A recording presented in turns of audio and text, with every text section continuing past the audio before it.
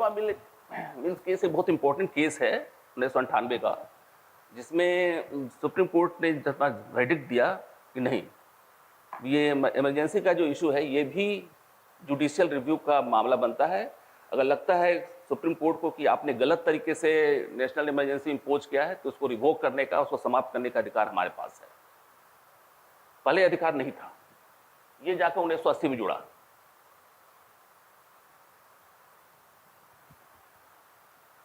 अब ये जैसे नेशनल इमरजेंसी लग गई तो 1 महीने के बहते बहते आपको दोनों हाउस से उसका अप्रूवल होना जरूरी है।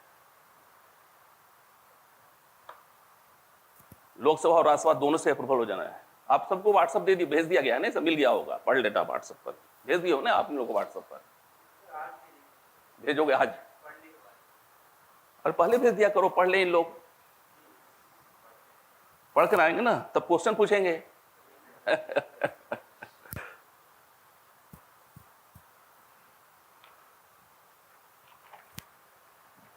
तो दोनों हाउसेस का 1 महीने के अंदर अप्रूवल होना जरूरी है। अब इसमें रहा कि अब इसको स्पेशल मेजॉरिटी से होना है। आप संविधान जब पढ़ोगे आप तो बार बार आता है कि कभी कहेंगे सिंपल मेजॉरिटी, कभी कहेंगे स्पेशल मेजॉरिटी, कभी कहेंगे एब्सोल्यूट मेजॉरिटी, कभी इफेक्टिव मेजॉरिटी कहते हैं। तो आपका कॉन्सेप्ट क्लियर होना चाहिए। सिंपल मेजॉरिटी यह है कि जो मेंबर्स उपस्थित है हाउस में उसका मोर देन 50%, ये सिंपल मेजॉरिटी। इरिस्पेक्टिव कि सदन के 100 मेंबर हैं कि 1000 हैं कि 500 हैं, अगर 5 ही उपस्थित है तो उसमें स्पेशल मेजॉरिटी, अगर 3 मिल गया तो स्पेशल मेजॉरिटी से पास हो गया, वो सिंपल मेजॉरिटी से। दूसरा होता है एब्सोल्यूट मेजॉरिटी। ये सब वर्ड हम इसलिए आपको यहां बता रहे हैं, रिलेवेंट नहीं है, लेकिन तब भी आपको चूंकि सिंपल वर्ड आया तो आपका कॉन्सेप्ट क्लियर होना चाहिए कि सिंपल क्या होता है। एब्सोल्यूट मेजॉरिटी क्या होता है कि टोटल स्ट्रेंथ उसका मोर देन 50%। तीसरा होता है स्पेशल मेजॉरिटी। स्पेशल मेजॉरिटी में होता है कि 2/3 का पास होना चाहिए, मोर देन 2/3। जैसे 100 मेंबर हैं, 2/3 कितना हुआ, 66 के लगभग हुआ। और इफेक्टिव होता है कि वर्तमान जो स्ट्रेंथ है उसका 50 मोर देन 50%। जैसे मान लीजिए हमारा लोकसभा 543 है ना, 543 है, वर्तमान में 400-500 मेंबर है, उसका 250 251। ये डिफरेंसेस है। आप मतलब सिंपल, एब्सोल्यूट, स्पेशल और इफेक्टिव 4 तरह के मेजॉरिटी होते हैं। संविधान में 4 तरह की मेजॉरिटी का उल्लेख किया गया है। फिर से हम रिपीट करते हैं। सिंपल में क्या है कि जो वर्तमान में उपस्थित है सदन में उसका मोर देन 50%, जो वर्तमान में उपस्थित है। एब्सोल्यूट क्या है कि जो सदन की जो पूरा स्ट्रेंथ है उसका मोर देन 50% होना चाहिए। स्पेशल क्या है कि 2/3 होना चाहिए टोटल स्ट्रेंथ का।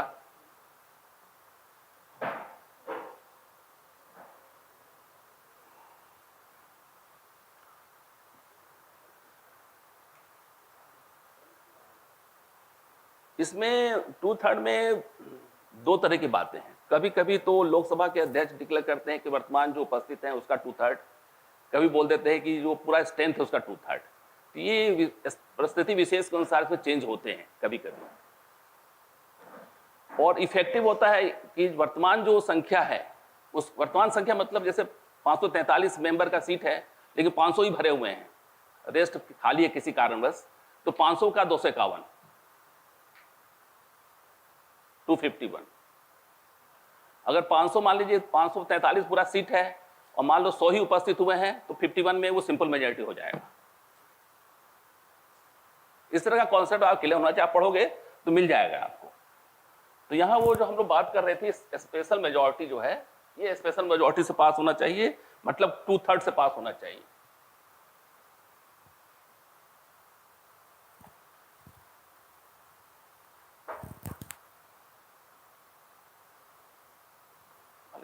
तीसरा नंबर आ गया और ठीक है।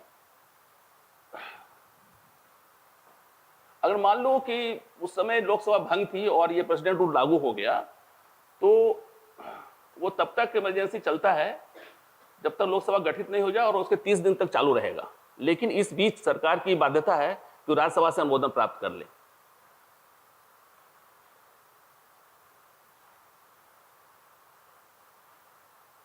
अगर दोनों हाउस से अप्रूवल हो जाता है तो 6 महीने तक चलेगा और इसे इंडिफिनिट पीरियड तक लागू किया जा सकता है। लेकिन हर एक 6 महीने पर इसका अप्रूवल होना जरूरी है दोनों सदनों से स्पेशल मेजॉरिटी से।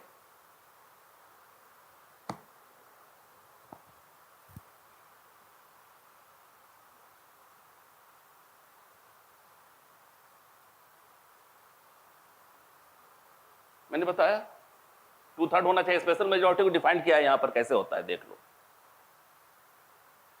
मैंने कहा दोनों तरह की स्थितियां होती है। प्रेजेंट वोट, क्योंकि इमरजेंसी है, नए चुनाव हो नहीं सकते हैं, तो प्रेजेंट जो उपस्थित है उसका 2/3, और जो फुल स्ट्रेंथ में है तो दोनों स्थितियां। इसलिए मैंने आपको पहले आपने पूछा था तो मैंने बताया था इसमें खासकर दोनों स्थितियां होती है। नेक्स्ट,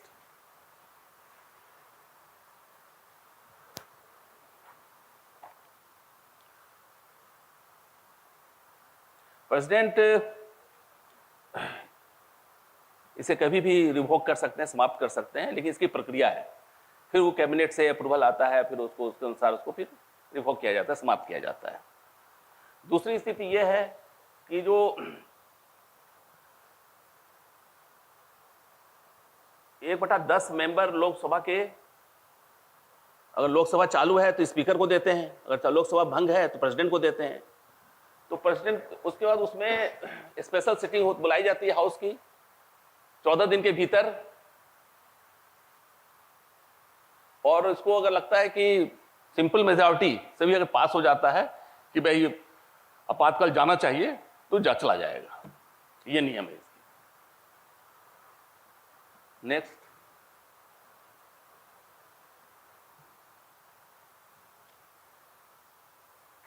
अब इसके प्रभाव क्या पड़ते हैं नेशनल इमरजेंसी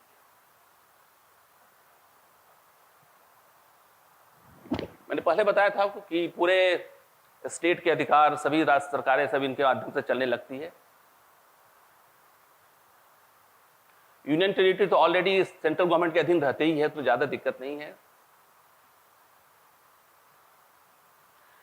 यहां जब ये नेशनल इमरजेंसी लगती है तो जो पार्लियामेंट है वो स्टेट असेंबली का भी काम करने लगती है और उसके लॉज वगैरह बनाने लगती हैं।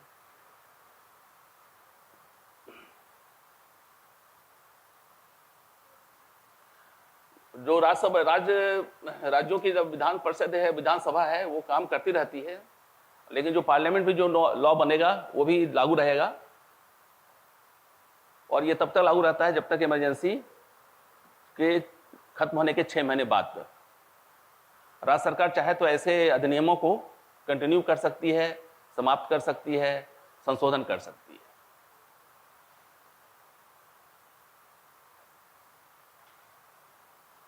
वित्तीय अधिकार में जो राज्य और केंद्र सरकार के बीच जो रिसोर्स का डिस्ट्रीब्यूशन होता है उसको प्रेसिडेंट चेंज कर सकते हैं। जहां उनको लगता है किसी स्टेट को ज्यादा देना है, सामान्यतः जो बॉर्डर स्टेट रहते हैं उनको ज्यादा दिया जाता है, वहां पर डिफेंस को ज्यादा एलोकेशन कर दिया जाता है, पैसे दिए जाते हैं। इस तरह की स्थितियों में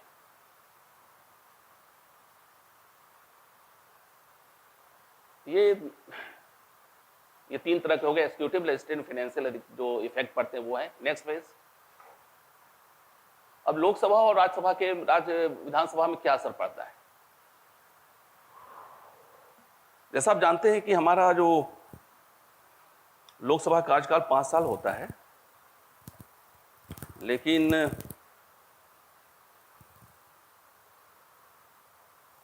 इसे 1 साल तक बढ़ाया जा सकता है इमरजेंसी के दौरान। और जिस तरह हमारा 5वां विधानसभा जब लोकसभा गठन हुआ था उसको 2 बार बढ़ाया गया था कार्यकाल, तो इसमें उससे कार्यकाल बढ़ जाते हैं। इमरजेंसी पीरियड में चाहे तो बढ़ाया जा सकता है।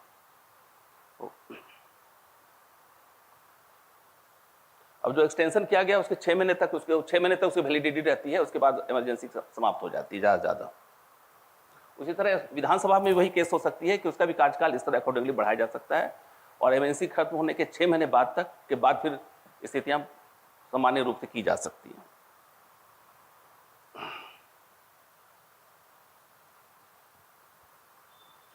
अब जो भारत में कब कब लगा है राष्ट्रीय आपातकाल, तो हमारा जो इतिहास बताता है कि भारत में अब तक 3 बार राष्ट्रीय आपातकाल लग चुके हैं। जब 1962 में इंडो चाइना वार हुई थी, भारत चीन के बीच युद्ध हुआ था, तो उस समय बढ़ाया गया था, उस समय लगाया गया था। ये 1962 लेकर 1968 तक चला था, बहुत लगभग 5 साल चला था। 1962 से लेकर 1968 तक चला था। ये लॉन्गेस्ट आपातकाल है, राष्ट्रीय आपातकाल।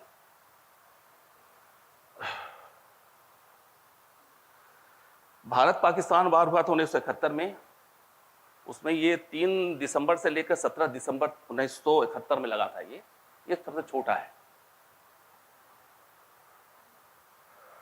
ये 1975 में लगा था ये, और ये इंटरनल आंतरिक, हाँ, ये इंडो चाइना वार के दौरान लगा था। और 1975 में आंतरिक विद्रोह के अनुसार लगाया गया था। ये 25 जून, जब इसी महीने की हम लोग बात करें, 2 दिन पहले 25 जून 1975 को लगाया गया था, और 31 मार्च 1977 तक चला था, 77 तक चला था। अभी 25 जून को सभी नेशनल न्यूज चैनल पर आप लोग देख रहे होंगे, आपातकाल के बारे में लोग बता रहे थे, कहानी ये है वो है। तो ये मिसेस गांधी उसमें प्राइम मिनिस्टर थी, और फखरुद्दीन अहमद उस समय राष्ट्रपति थे। ये कई महीने चला था ये आपातकाल। इसमें सभी के फंडामेंटल राइट सीज हो गए थे,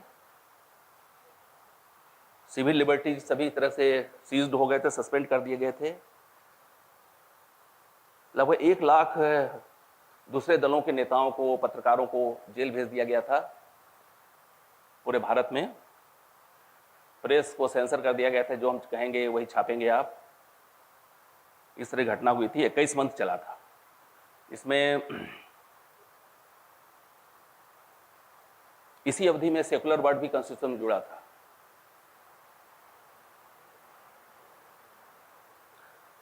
तो इसके पीछे कहानी 1975 में ये क्यों लागू हुआ, इसके पीछे जो भूमिका है वो ये है कि लोकसभा चुनाव 1971 में हुआ था, और जो उस समय की प्राइम मिनिस्टर थी वहाँ से जीती थी मिसेस गांधी, इंदिरा गांधी, रायबरेली से। उत्तर प्रदेश में एक क्षेत्र है जहाँ से अभी सोनिया गांधी जी जीतती हैं। तो वहाँ उस समय 1971 में उनके विरुद्ध राजनारायण थे, एक सोशलिस्ट पार्टी के नेता, वो लड़ रहे थे चुनाव। वो हार गए चुनाव में, तो गए हाईकोर्ट इलाहाबाद यूपी में। उन्होंने आरोप लगाया कि मिसेस गांधी जो हैं गलत तरीके से चुनाव जीती है। उसमें जो सीलिंग था पैसे खर्च करने का, उससे ज़्यादा खर्च की उसने, और सरकारी मशीनरियों का उपयोग किया, एयरफोर्स का, मिलिट्री का, पुलिस का। उस समय यूपी में भी कांग्रेस की सरकार थी, दिल्ली में भी दिल्ली कांग्रेस की सरकार थी। उसने सरकारी संसाधनों का गलत ढंग से उपयोग किया, गाड़ियों का उपयोग किया अपने चुनाव प्रचार में, इस तरह का आरोप लगाया। सुनवाई हुई तो जज थे mister Jagmohan Sinha Allahabad high court में, और राजनारायण जी की तरफ से वकील थे शांति भूषण, जो प्रशांत भूषण जो वकील हैं उनके पिताजी थे। आपको सिर्फ इंटरेस्ट के लिए हम बता रहे हैं, इंटरेस्टिंग कहानी है। और कांग्रेस की तरफ कौन थे याद नहीं आ रहा है मुझे, मिसेस गांधी की तरफ से याद नहीं आ रहा है मुझे एग्जैक्टली। फिर सुनवाई हुई, फाइनली कोर्ट ने पाया, जगमोहन सिन्हा की कोर्ट ने, कि मिसेस गांधी ने सरकारी मशीनरी का उपयोग किया है और उनके आदमी का, सरकारी कर्मचारियों का उपयोग करके चुनाव जीती हैं। लेकिन ये तय सिद्ध नहीं हो पाया कि ज़्यादा पैसा खर्च किया उन्होंने। इस आधार पर उनके इलेक्शन को जगमोहन सिन्हा की कोर्ट ने शून्य घोषित कर दिया कि आप गलत तरीके से जीते हैं। जो एमपी शून्य हो गए तो आप प्राइम मिनिस्टर भी नहीं बन पाएंगे। तो बहुत पूरे देश में गली गली नारे लगने लगे, गद्दी छोड़ो, आप गलत तरीके से बने हैं। तो फिर मिसेस गांधी सुप्रीम कोर्ट गई। उसमें मिस्टर खन्ना थे, मोस्ट प्रोबेबली जज थे सुप्रीम कोर्ट के, उन्होंने स्टे दे दिया उसके ऑपरेशन पर, इलाहाबाद हाई कोर्ट के जस्टिस खन्ना। लेकिन जो लोकतंत्र में जनमत के आगे सब पीछा है, पहले बताना था ना। आ रही है आवाज? आ रही है? बताओ ना भाई, वॉल्यूम बढ़ा दो।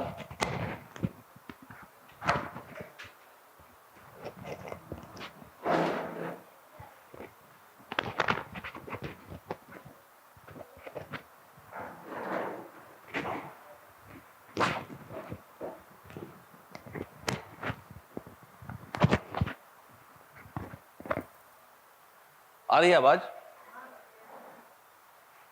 आप बता दिया करें भाई।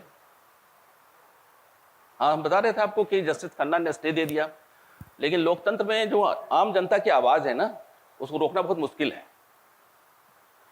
तो उस समय एक नेता थे जयप्रकाश नारायण, जिन्हें लोक नायक भी कहलाते हैं।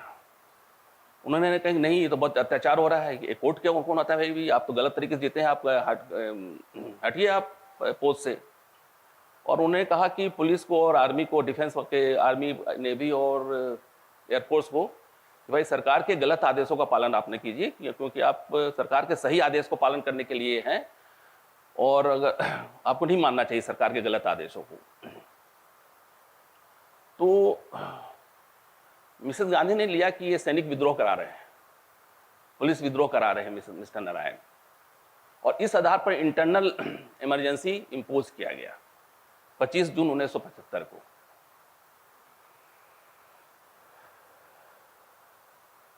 तो मुख्य इसका जो पृष्ठभूमि है यही है। तो अब तक 3 नेशनल इमरजेंसी लगे हैं, उसमें जो पहला था 1962 से लेकर 1968 तक सबसे बड़ा है। जो इंडो चाइना वार में लगा था, इंडो पाकिस्तान वार में सबसे कम है, और ये जो 1975 में मिसेस गांधी के द्वारा लगाया गया था वो 21 महीने चला था। तो इस तरह का इसका हिस्ट्री है कि हमारे देश में कब कब लगे थे, क्यों लगे थे, सब मैंने बताया आपको। अब हम इसके बाद आते हैं नेक्स्ट।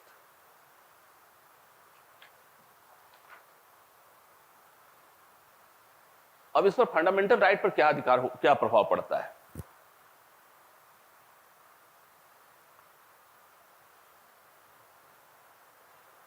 आर्टिकल 19 आप जानते हो, हमारे मेजर फंडामेंटल राइट सीज हो जाते हैं, फ्रीडम ऑफ स्पीच वगैरह सब इसमें आ जाते हैं। सिर्फ आर्टिकल 20 और 21 को छोड़ दिया जाता है। 21 में right of life and liberty है, और 21 में, और 20 में यह है कि जो कोर्ट के ट्रायल वगैरह होते हैं, कन्विक्शन वगैरह होते हैं, वो उसको रोका नहीं जा सकता है।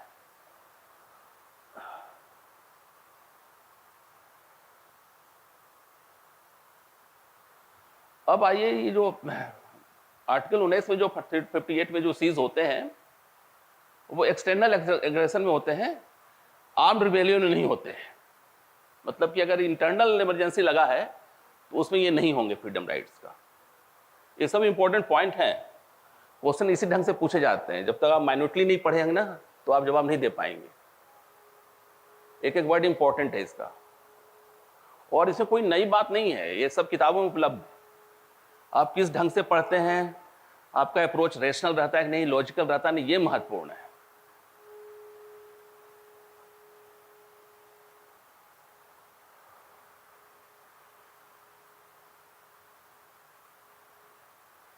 अगर अंडर 365 में अगर लगता है, 359 में अगर लगता है, उसके इन्फोर्समेंट को सस्पेंड कर दिया जाता है। लेकिन वो आपको सस्पेंडेड रहेंगे, लेकिन वो इन्फोर्समेंट पर रोक लगता है।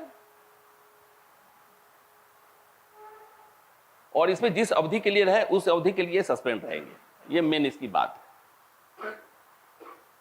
तो मेनली जो इफेक्ट ऑफ फंडामेंटल राइट आपने बताया आपको कि आर्टिकल 19 के सभी जो फंडामेंटल राइट्स सस्पेंड हो जाते हैं, लेकिन उसका और आर्टिकल 20 और 21 भी सस्पेंड हो जाते हैं, लेकिन उसका इन्फोर्समेंट भी नहीं, इसमें 20 और 21 सस्पेंड नहीं होते हैं, लेकिन उसका इन्फोर्समेंट सस्पेंडेड होता है 20 और 21 का। ये मेनली इसका है। और एक्सटर्नल एग्रीगेशन में आर्टिकल 19 इफेक्टिव होगा और इंटरनल में नहीं होगा। ये मुख्य बातें हैं, फंडामेंटल राइट पर बहुत ज्यादा इसका असर पड़ता है। चलिए आगे बढ़े।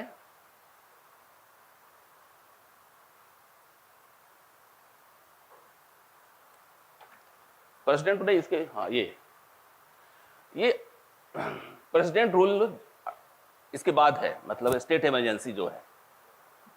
अभी हम लोग नेशनल इमरजेंसी खत्म कर लिए, अब हम लोग राष्ट्रपति शासन पर आ रहे हैं, जो कि इसको स्टेट इमरजेंसी भी कहलाता है। वर्तमान में कहीं किसी भी स्टेट में इमरजेंसी नहीं है, सिर्फ जम्मू एंड कश्मीर में यूनियन टेरिटरी में इमरजेंसी लगा हुआ है, लेकिन वो इस धारा के तहत नहीं लगा हुआ है। ये बात अलग है कि पिछले 3 साल से लगा हुआ है कश्मीर में, वो अलग धारा के कॉन्स्टिट्यूशनल अमेंडमेंट करके लगाया गया है। तो उससे आप इसे कंफ्यूज नहीं करेंगे, क्योंकि J&K स्टेट नहीं है, यूनियन टेरिटरी। पहले स्टेट था, लेकिन जिस दिन से 377 हटाया गया है और फिर रिकॉग्नाइजेशन किया गया है,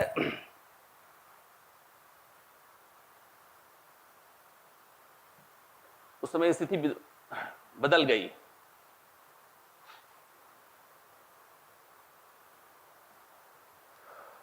ये स्टेट इमरजेंसी भी कहलाता है, संवैधानिक इमरजेंसी भी कहलाता है।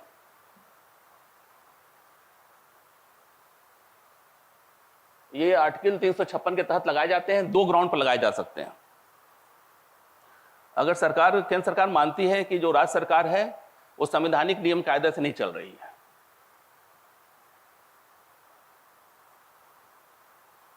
और दूसरा कि केंद्र सरकार ने कोई डायरेक्शन दिया और उसका अगर राज्य सरकार पालन नहीं कर रही है, तो भी इसको लगाया जा सकता है। 2 कारणों से लगाया जा सकता है। पहला कारण तो ये है कि कोई राज्य सरकार अगर संवैधानिक नियम कायदे से नहीं चल रही है। दूसरा कि अगर आर्टिकल 365 के तहत केंद्र सरकार ने किसी को डायरेक्शन दिया किसी राज्य सरकार को और उसका पालन नहीं कर रही है, तो उसको लगाया जाता है। जैसे पश्चिम बंगाल में चुनाव के समय या बीच में भी 365 के तहत केंद्र सरकार डायरेक्शन देती रहती है कि भाई आप अपनी कार्य प्रणाली सुधारिए, यहाँ आपके यहाँ बहुत दंगे हो रहे हैं, कानून ठीक से काम नहीं हो रहा है, तो ये डायरेक्शन देते हैं, तो उनको सुधरने का मौका दिया जाता है। लेकिन अगर राज्य सरकार नहीं सुधरे तो फिर उसको 356 लगाने का अधिकार केंद्र सरकार को है। अब ये जो है कि ये कुछ लोग बोलते हैं गवर्नर की रिपोर्ट के आधार पर इमरजेंसी लगाई जाती है, तो हमारा संविधान में सर साइलेंट है। केंद्र सरकार गवर्नर की रिपोर्ट के आधार पर भी या बिना कोई दूसरे आधार पर भी इमरजेंसी किसी स्टेट में लगा सकती है। चलिए आगे बढ़े।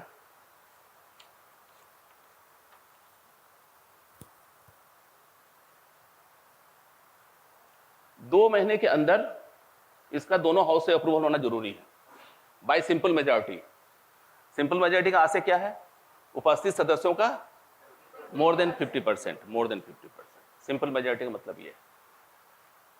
इसलिए मैंने आपको चारों प्रकार के मेजॉरिटी के बारे में बताया है, इसलिए आपको कंफ्यूज नहीं होना चाहिए, कोई कंफ्यूजन नहीं।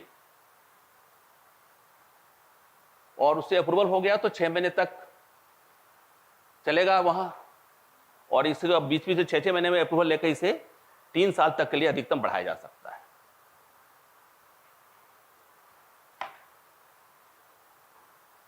और ये सिंपल मेजॉरिटी से पास होना चाहिए वहां लोकसभा और राज्यसभा में।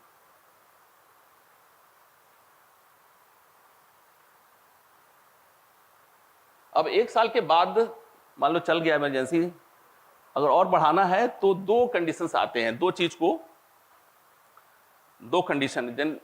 आइए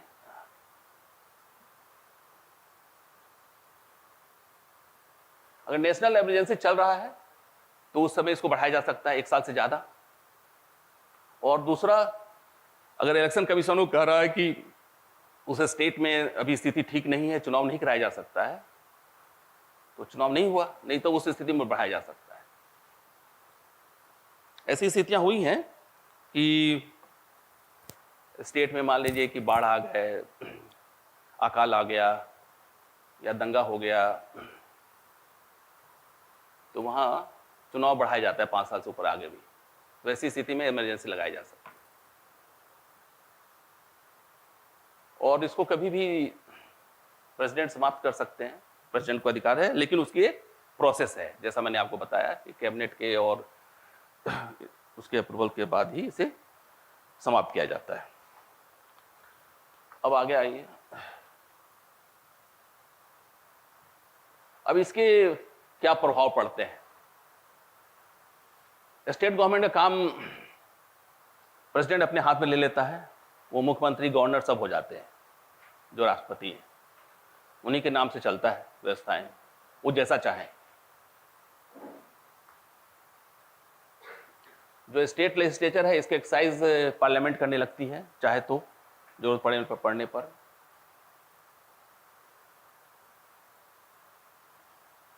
वो कोई कॉन्स्टिट्यूशनल अथॉरिटी है या प्रोविजन है, उसके भी अधिकार को सस्पेंड कर सकती है राष्ट्रपति, साथ में राष्ट्रपति।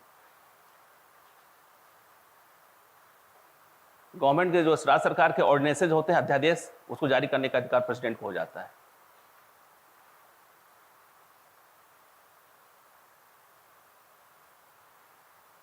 अब वो पार्लियामेंट जो है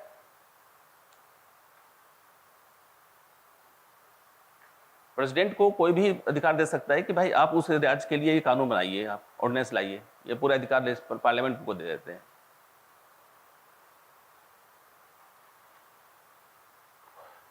राष्ट्रपति वहां के मुख्यमंत्री को बर्खास्त कर देते हैं, मंत्रिपरिषद को बर्खास्त कर देते हैं। और जो वहां का विधानसभा है, उसको दोनों स्थितियां हैं, या तो उसको भंग कर दें या उसको निलंबित कर दें, दोनों स्थितियां होती हैं। आप लोग अक्सर देखते होंगे कि निलंबित हो गया विधानसभा, कश्मीर में बहुत हुआ है इस तरह के मामले।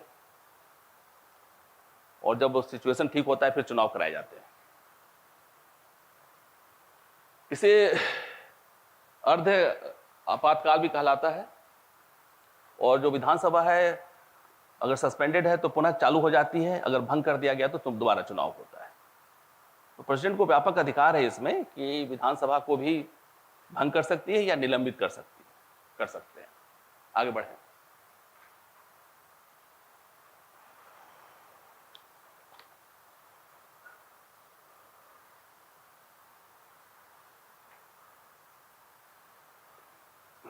इस अवधि में जो पार्लियामेंट या प्रेसिडेंट कानून बनाएंगे ना, वो हो गया, फाइनल हो गया।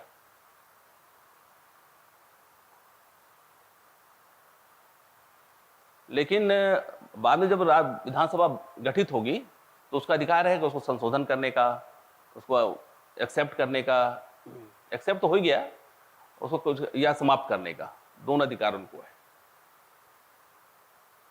ये जो प्रेसिडेंट प्रोक्लेमेशन है, जो अब राष्ट्रपति शासन लगाया जाता है किसी स्टेट में, ये जुडिशियल रिव्यू के दायरे में आता है।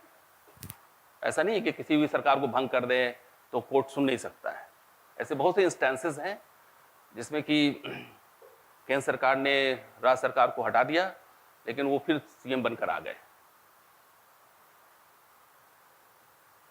यूपी में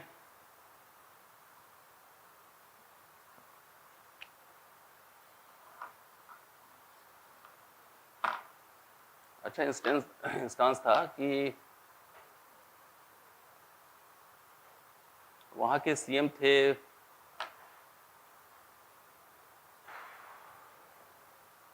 याद नहीं आ रहा। तो जब ये राम मंदिर निर्माण हुआ अयोध्या में, तो उस समय वहां के सीएम थे, नहीं, चलिए हम बताएंगे आपको, बाद में याद आएगा तो बताएंगे। तो उनको हटा दिया गया।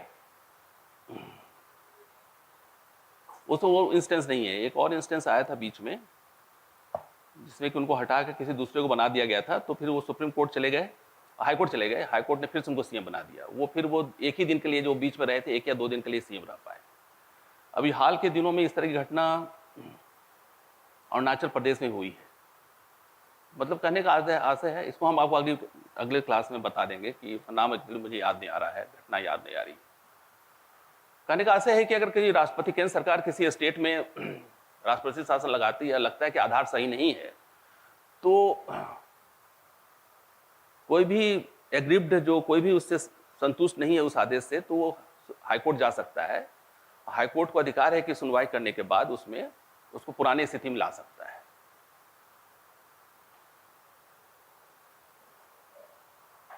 ये जब राष्ट्रपति शासन लगता है तो जो वहां के गवर्नर होते हैं, मतलब कि अगर वही गवर्नर है ठीक है, अगर बदल दिया गया तो जो भी वहां गवर्नर रहेंगे वो पूरे प्रेसिडेंट की तरफ से काम करते हैं, और उनकी सहायता के लिए चीफ सेक्रेटरी रहते हैं और कुछ एडवाइजर्स रहते हैं जो कि गवर्नमेंट ऑफ इंडिया के द्वारा नियुक्त होते हैं। उनके माध्यम वही मंत्रिपरिषद का काम करता है और वो चलाते हैं। तो कुछ मतलब कि कुछ सीनियर अफसर्स की एक कमेटी बना दी जाती है जो कि गवर्नर को हेल्प करते हैं, उसके माध्यम से सरकार चलती है। भारत में जो सबसे पहले 1951 में पंजाब में ये लागू किया गया इसे। वहाँ चूँकि वो पाकिस्तान बॉर्डर पर है और वहाँ सिख उग्रवादी भी कुछ थे, उस समय तो कम थे, लेकिन पाकिस्तान बॉर्डर के नज़दीक होने के कारण उसमें आना जाना लगा रहता था। और उसमें जब आज़ादी हुई थी तो बहुत से रिश्ते पाकिस्तान में हो गए और कुछ इधर हो गए। तो कुछ लोग को स्वाभाविक ज़रूरत थी, वीज़ा मिलता नहीं था, जाना पड़ता था, लोग भाग जाते थे, इधर से उधर चले जाते थे। आप अगर पाकिस्तान और पंजाब गए होंगे तो अमृतसर से जो वाघा बॉर्डर है वहाँ से लगभग 20 किलोमीटर दूर लाहौर है। और बहुत के अभी भी यहाँ पंजाब में, कश्मीर में बहुत सी शादियाँ पाकिस्तान में होती हैं और वहाँ वीज़ा मिलता नहीं आने जाने में, तो लोग क्या करेंगे, अनाधिकृत रूप से आना जाना करते हैं। फिर इस कारण वहाँ इमरजेंसी लगाई गई थी, कुछ इंटरनल डिस्टर्बेंसेस भी थी, इस कारण से वहाँ लगाया गया था। पंजाब 1951 में लगाया गया था और वहाँ इस तरह की सरकार कोई मजबूत नहीं थी, इस कारण लगाया गया था वहाँ पंजाब। अब तक 115 बार ये लगाया जा चुका है। अभी हाल के दिनों में सबसे 2016 में उत्तराखंड में लगाया गया है।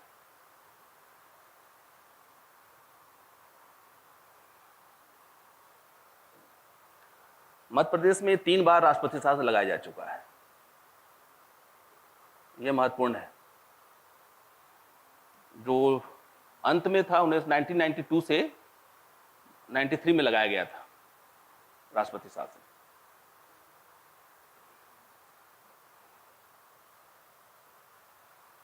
उस समय आप लोगों का जन्म भी नहीं हुआ होगा।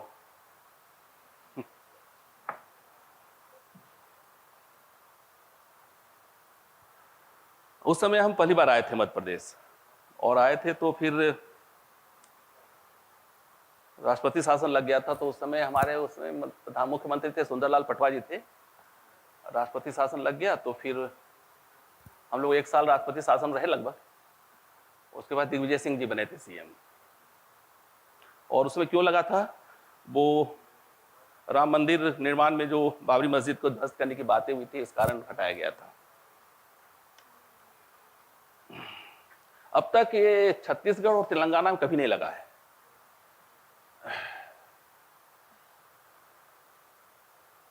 ये बात अलग है कि दोनों नए स्टेट हैं, लेकिन उतने भी नए नहीं हैं।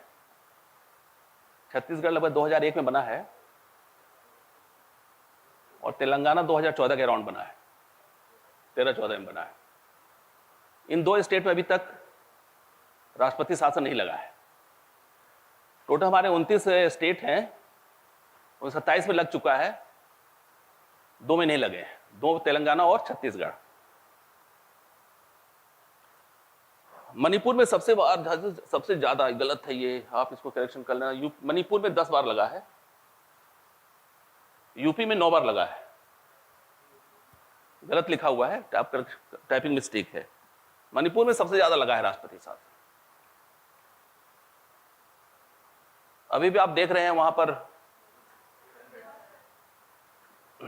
शांति ठीक नहीं है। अभी भी वहां लोग राष्ट्रपति शासन लगाने की बात कर रहे हैं। बिहार में 9 बार लगा है।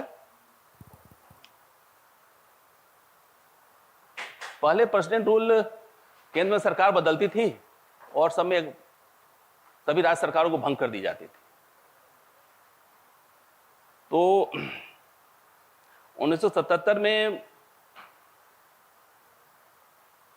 कांग्रेस के हराने के बाद भी आई है वो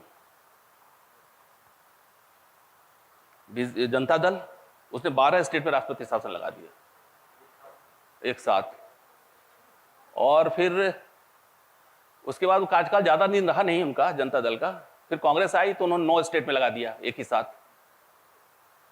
तो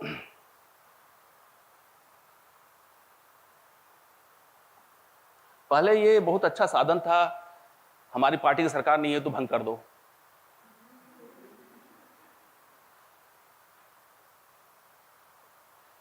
तो इसमें जो माइलस्टोन है वो बम्बई केस से आता है। कर्नाटका में बम्बई वहां के चीफ मिनिस्टर थे। अब इसको बारे में आपको आगे पेज में बताएंगे, अभी इसको छोड़े वहां पर जब आएंगे बताएंगे। बम्बई केस बताएंगे आपको, बहुत इंटरेस्टिंग केस है, आप याद दिलाना। जम्मू एंड कश्मीर जब स्टेट था वो, अभी यूनियन टेरिटरी तो अभी बना है, 1947 से स्टेट ही था। 2019 में बना वो यूनियन टेरिटरी, जब वो 370 हटाया गया। तो अब तक 6 बार सबसे ज्यादा ड्यूरेशन जो है राष्ट्रपति शासन का सबसे ज्यादा जम्मू और कश्मीर रहा है। और उसके बाद पंजाब का आता है। पंजाब में भी जब वो सिख मिलिटेंसी बहुत पीक पर था, भिंडरे और ये सब पूरे अपने पीक पर थे, तो उस समय भी इमरजेंसी बहुत लंबे समय तक लगा था। लेकिन ओवरऑल सबसे किसी राज्य में, अब तो राज्य नहीं है जम्मू और कश्मीर, बात अलग है, सरकार बोल रही है कि चुनाव के बाद हम राज्य बना देंगे, लेकिन अभी वर्तमान की बात करें, जम्मू और कश्मीर राज्य नहीं है, यूनियन टेरिटरी है।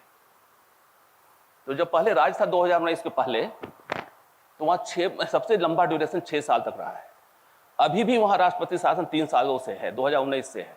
15 अगस्त के अराउंड, लगभग 8-9 अगस्त वहां लग गया था इमरजेंसी, स्टेट इमरजेंसी।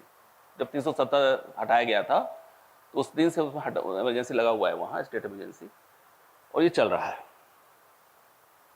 वहां के सभी काम केंद्र सरकार करती हैं। राज्यपाल हैं वहां मिस्टर, कौन है राज्यपाल वहां के? मिस्टर मनोज सिन्हा वहां के राज्यपाल हैं।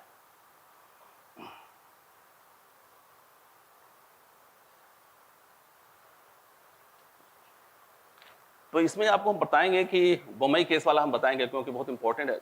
मैंने सुनाया आपको कि जनता दल आए तो 12 स्टेट को भंग कर दिया गया, राष्ट्रपति शासन लगा दिया गया, और फिर कांग्रेस आई तो 9 स्टेट में लगा दिया गया। तो ये नाटक चलते रहता था पहले। और सबसे पहले इसका दुरुपयोग केरल में हुआ, जब वहां 1951 में तो पहली बार उपयोग हुआ, तो रेशनल था, उसके पीछे ठीक था, वहां परिस्थितियां ठीक नहीं थी पंजाब में। लेकिन जब जम्मू एंड कश्मीर केरल में नमूद्रीपाद थे वहां के सीएम, कम्युनिस्ट के बहुत बड़े नेता थे वो, उनका डेथ हो गया पिछले 10 साल पहले। वो सीएम थे, उनकी मेजॉरिटी थी, लेकिन सरकार ने गलत तरीके से उनको राष्ट्रपति शासन लगाकर हटा दिया। इस तरह की घटनाएं बहुत होती रहेगी, लेकिन बम्बई केस ने उसके बाद से इस पर रोक लगी है। बम्बई में केस क्या है आपको हम बताएंगे आगे, बहुत इंपॉर्टेंट केस है बम्बई। और बम्बई कौन थे? कर्नाटका के सीएम थे, उन्हीं के बेटे अभी थे सीएम, उन्हीं के बेटे अभी सीएम थे जो हार गए चुनाव। नेक्स्ट, अब ये तीसरा अंतिम इमरजेंसी है, वो वित्तीय आपातकाल है। अभी तक हम 2 आपातकाल पढ़ाए आपको, एक तो पढ़ाया राष्ट्रीय आपातकाल, दूसरा बताया आपको राज्य आपातकाल या राष्ट्रपति शासन या संवैधानिक आपातकाल, और ये तीसरा है वित्तीय आपातकाल। ये आर्टिकल 360 के तहत लगता है।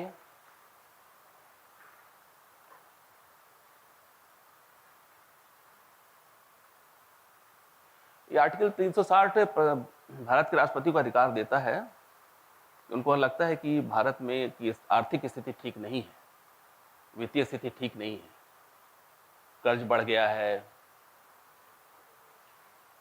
सरकार का पैसा गलत ढंग से खर्च हो रहा है, या महंगाई बढ़ गई है, तो उसको रेगुलेट करने के लिए एक संविधान में 360 में अधिकार दिया गया प्रेसिडेंट को कि आप वित्तीय आपातकाल लगा सकते हैं। लगता है कि वित्तीय स्थिति से भारत की साख विदेशों में गिर रही है, इस सब कंडीशंस में उनको अधिकार दिया गया है कि आप लगा सकते हैं। लेकिन लगाने की प्रक्रिया आपको मैंने बताया कि ऐसा नहीं, एक प्रेसिडेंट ही कोई एक अधिकार है, एक कैबिनेट से प्रपोजल जाता है और फिर उसको लगाया जाता है। 2 महीने के अंदर इसे दोनों हाउस से अप्रूव कराना पड़ता है।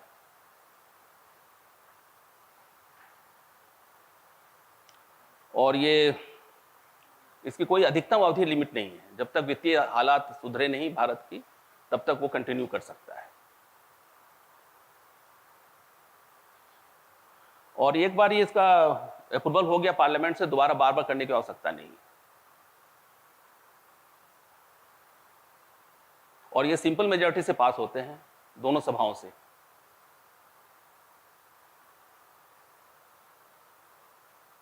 और इसे राष्ट्रपति कभी भी समाप्त कर सकते हैं। और ये जुडिशियल रिव्यू के दायरे में आता है।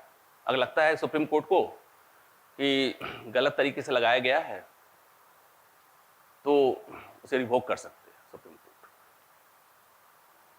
भारत में यह कभी अभी तक नहीं लगाया गया है।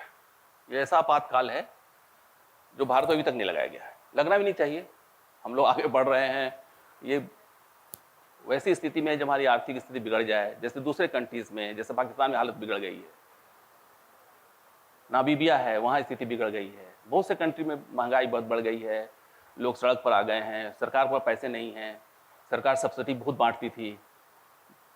वेनेजुएला है, इस तरह के बहुत से कंट्री हैं जहाँ पर कि फाइनेंशियल स्थिति सरकार की बहुत क्यों बिगड़ती है। ज़्यादातर बिगड़ती कब है? क्योंकि आप सब्सिडी बांटेंगे, मुफ्त में आप बांटेंगे तो अंत में ही हल होगा।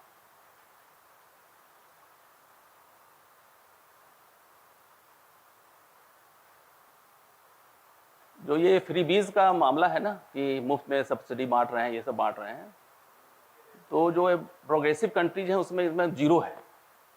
अभी हम कुछ दिन पहले साउथ कोरिया गए थे, सियोल वहाँ बहुत अच्छा कैपिटल है वहाँ का, बहुत प्रोग्रेसिव कंट्री है साउथ कोरिया।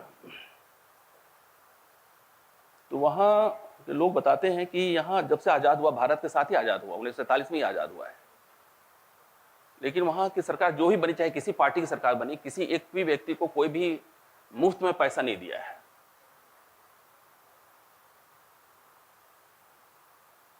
तो वहाँ शुरू में जब शुरू हुआ, देश बन रहा था वहाँ, तो वहाँ के जो प्रधानमंत्री थे, राजा जो भी थे, बोले भाई देखो हम, आप तो गरीबी तो है, मानना पड़ेगा, लेकिन आपको मुफ्त में पैसे नहीं देंगे।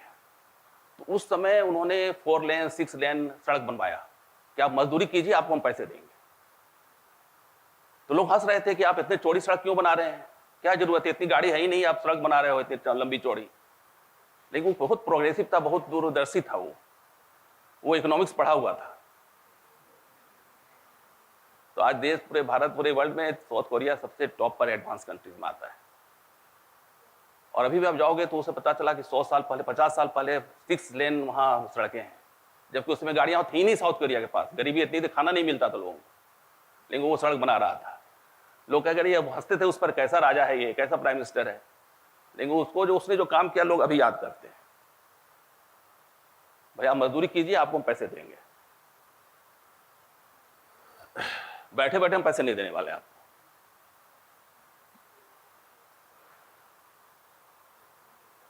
ये जब ये फाइनेंशियल इमरजेंसी लगता है तो प्रेसिडेंट स्टेट गवर्नमेंट को डायरेक्शन देते हैं कि भाई आप वित्तीय अनुशासन का पालन करें, अनावश्यक चीज़ों में खर्च ना करें, सब्सिडी वगैरह कुछ कम कीजिए।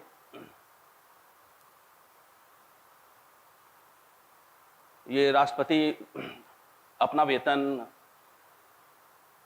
सुप्रीम कोर्ट के जजेज हैं, हाई कोर्ट के जजेज हैं, या दूसरे को वेतन कम करने का अधिकार हो जाता है उन्हें। अभी जो लंबे चौड़े वेतन मिलेंगे सरकार, वो उस समय चाहे राष्ट्रपति तो कम कर सकते हैं, खुद का अपना वेतन कम कर सकते हैं। कितना मिलता है राष्ट्रपति को? 8 लाख। वो भाई महंगाई है, हम 4 ही लाख लेंगे। उसी तरह सबका घटा 50% कर सकते हैं वो। इस तरह का अधिकार उनको दिया गया है। मनी वेल वगैरह जो है स्टेट का, उनका रेगुलेशन हो जाता है उस पर। ये सब मेन काम है फाइनेंशियल इमरजेंसी का। अब आइए आगे।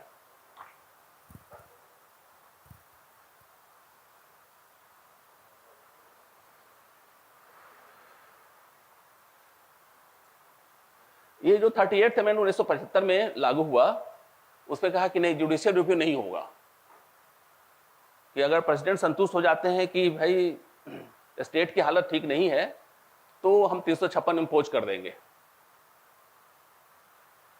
और इसे किसी कोर्ट में चैलेंज नहीं किया जा सकता है। लेकिन इसके बाद कुछ लोग गए कोर्ट वगैरह में, सुप्रीम कोर्ट में, तो कोर्ट ने कहा कि नहीं, ऐसा नहीं है, हम ये आपका जो डिसीजन है वो फाइनल नहीं है प्रेसिडेंट, हम इसको रिव्यू करेंगे। और उन्नीस सरकार उसके बाद 44th अमेंडमेंट हुआ, और उसमें हुआ कि नहीं, जुडिशियल रिव्यू हो सकता है। यही है मिनर्वा मिल केस जो है, इसके बाद ही आया 1980 में, इसमें 44th अमेंडमेंट हो गया। बहुत इंपॉर्टेंट है मिनर्वा मिल केस, आप देख लेना इसको भी। अब हम बम्बई केस की बात कर रहे थे ना, 1994 की बात है ये इनको हटाया गया था 1992 में अराउंड हटाया गया था। वो सीएम थे और उनको हटा दिया गया। तो वो चले गए कोर्ट ने बड़ा ये माइलस्टोन हो गया, मतलब अब कोई भी सरकार भंग नहीं होती है, और बार बार रेफरेंस दिया जाता है कि बम्बई केस के अनुसार पालन कीजिए। बम्बई केस आप लोग अक्सर सुनते होंगे, बम्बई केस, यही है बम्बई केस 1994। इसमें हाईकोर्ट ने कहा कि नहीं, जुडिशियल रिव्यू होगा। ऐसा नहीं आप कर सकते हैं कि आप लगा दिया मनमाने तरीके से किसी सरकार को भंग कर दिए, ऐसा नहीं चलेगा। आप कुछ फैक्ट्स के आधार पर भंग कीजिए, ऐसे ही नहीं मनगढ़ंत बातों पर नहीं कर सकते। कुछ फैक्ट्स हों, जैसे मान लीजिए कि वहाँ की वित्तीय स्थिति ठीक नहीं है, या वहाँ दंगे हो रहे हैं, या हमारे नियम कायदे का पालन नहीं कर रहे हैं, ये सब बताइए, फैक्चुअल बताइए। ऐसे नहीं हवा में बात नहीं होगी कि आप काम नहीं कर रहे हैं, ये है। और ये सेंटर को सिद्ध करना है कि आरोप सही है, राज्य सरकार को सिद्ध करने, आपको सिद्ध करना है सेंटर को कि हाँ जांच कराइए, आप जांच में सिद्ध पाइए कि ये सही है, तब होगा, ऐसे नहीं होगा। और लगता है कि आपने केंद्र सरकार ने किसी स्टेट को गलत ढंग से भंग किया है, हटाया है, तो हमें अधिकार है कि उसको हम रिस्टोर कर सकते हैं। और रिस्टोर की बात आपको हम बताएंगे। अभी शिवसेना महाराष्ट्र में जो हुआ, उसमें उन्होंने कहा कि वहाँ राष्ट्रपति शासन तो लगा नहीं था, लेकिन उन्होंने कहा कि उनको उद्धव ठाकरे को गलत ढंग से हटाया गया है, लेकिन हम कुछ कर नहीं सकते क्योंकि उन्होंने इस्तीफा दे दिया है। तो वहाँ राष्ट्रपति शासन हम जो आपको बताना चाह रहे थे वो आपको अगले में बताएंगे। आपको पार्लियामेंट का अप्रूवल बहुत जरूरी है। ऐसा नहीं कि आप किसी स्टेट गवर्नमेंट को हटाना चाहते हैं तो पहले आप अप्रूवल दीजिए आप। और किसी मुख्यमंत्री के पास एमएलए है कि नहीं है, कम है ज्यादा है, ये राजभवन में तय नहीं होगा, ये विधानसभा में तय होगा। आप परेड कराइए विधानसभा में, आप अविश्वास प्रस्ताव लाइए या विश्वास मत लाएं, उससे सिद्ध होगा कि आपका मेजॉरिटी है कि नहीं है। अगर नहीं है तो हट जाएगा सीएम।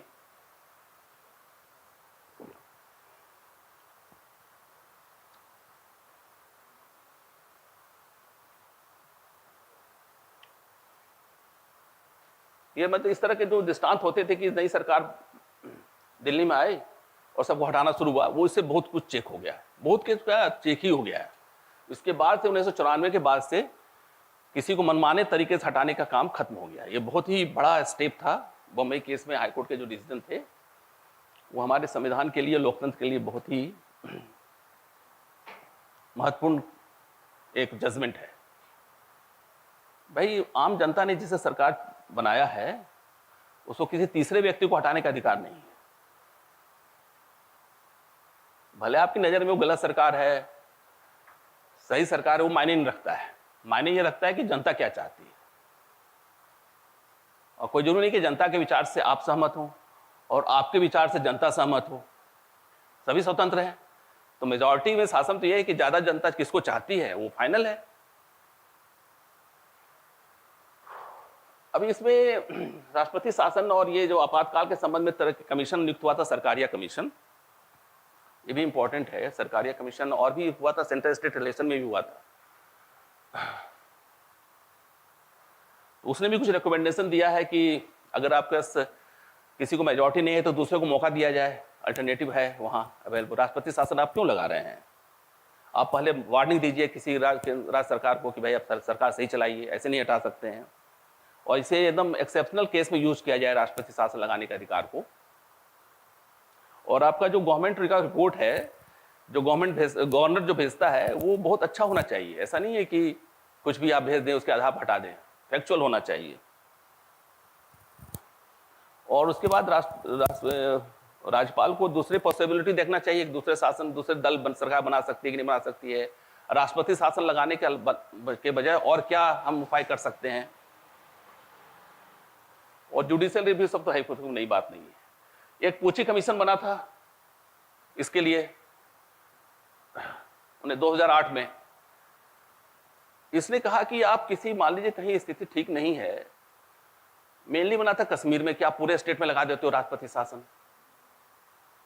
कश्मीर डिस्टर्ब है, जम्मू में भी लगा देते हो। आप अगर जम्मू कश्मीर गए होंगे, दोनों में बहुत डिवीजन है। जम्मू से लगभग 300 किलोमीटर आपको चलना पड़ेगा बस से, ट्रेन, कार से, तब आप कश्मीर पहुंचेंगे।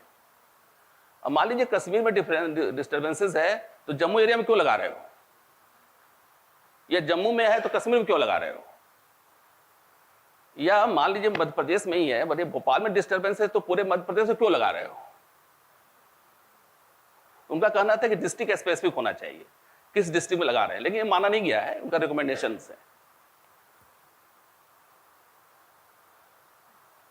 और उन्होंने ये भी कहा पूची कमीशन ने कि मुंबई केस को संवैधानिक संशोधन करके संविधान में शामिल कर लिया जाए, ताकि भविष्य में कोई पुनः इसका दुरुपयोग ना करे, मतलब कि 356 का। तो पूची कमीशन 2 मायने महत्वपूर्ण था कि उन्होंने कहा कि नहीं, आप इसको लोकलाइज कीजिए। अगर आप जम्मू कश्मीर में लगाना चाहते हैं तो सिर्फ जम्मू में लगाइए या कश्मीर में लगाइए, जो भी करना है। पूरे स्टेट में लगा देते हो, पूरे जनता तंग हो जाती है। तो लेकिन रिकमेंडेशन है, इसको फाइनल स्वीकार नहीं किया गया है, रिकमेंडेशन है, pending at the government level. इसके अलावा ये नेशनल कमीशन एक बना था कि भाई आप रिव्यू कीजिए कि कॉन्स्टिट्यूशन वर्किंग का। उसने भी कहा कि वार्निंग देना चाहिए, जरूरी है। 365 के तहत वार्निंग देने का प्रावधान है, वो मैंने बताया था आपको, वो दीजिए। प्लस जो गवर्नर की रिपोर्ट जो आती है वो आम जनता को बताइए क्या रिपोर्ट है, गोपनीय नहीं है, पब्लिक डोमेन में रखिए आप। बता, फिर पब्लिक तय करे कि गवर्नर की रिपोर्ट सही है गलत है, कम से कम एक मैसेज तो आना चाहिए, ये कहा। लेकिन ये भी अभी रिकमेंडेशन ही है, मान्य नहीं किया गया है। मान्य क्या किया गया है? 38th अमेंडमेंट मान्य किया गया है, मेनवा केस मान्य किया गया है। और चूंकि मुंबई केस में जुडिशियल रिव्यू का आदेश है तो इसको एज रूल ही माना जाता है। तो ये इमरजेंसी की पूरी कहानी है। अब आपको इसमें कुछ पूछना हो तो पूछो आप। मेरे विचार से काफी डिटेल डिस्कशन हम लोग किए हैं इमरजेंसी के, और लगभग इसके हर एक पार्ट को कंसिडर किया गया है। तीनों आपातकाल के बारे में विस्तार से आपको बताया गया, और सभी आर्टिकल्स के संबंध में बताया गया आप लोगों को। अब मुझे खुशी होगी कि आप कुछ अच्छे प्रश्न पूछें, आपके मन में कोई प्रश्न हो, जिज्ञासा हो, सुझाव। 91 हाँ, नहीं देखो, जोड़ना घटाना ये तो देखो आप सब, केंद्र सरकार जो है वो निर्णय लेती है कि वित्तीय आपातकाल की स्थिति है कि नहीं। अब दूसरा पार्ट ये भी है कि अब अगर आप वित्तीय काल, अगर सरकार आपस में बात ना करें, सरकार अगर लगाती है तो उसकी बदनामी होती है कि आप अपनी कंट्रोल नहीं कर पा रहे हैं और आपातकाल लगा रहे हैं। इसको लोग अभी तक नहीं लगा है वित्तीय आपातकाल, ये भी कारण है। और ऐसे भी हमारी अर्थव्यवस्था मजबूत है, और आप देखते हो डेली अखबार में पढ़ते भी होंगे, हम इंटरनेशनल स्तर पर भी रैंक करते हैं अर्थव्यवस्थाओं में। पूरे वर्ल्ड के सभी कंपनी हमारे पास आ रही हैं, हमारी अर्थव्यवस्था बहुत दूसरे स्टेट, दूसरे कंट्री से अच्छी है।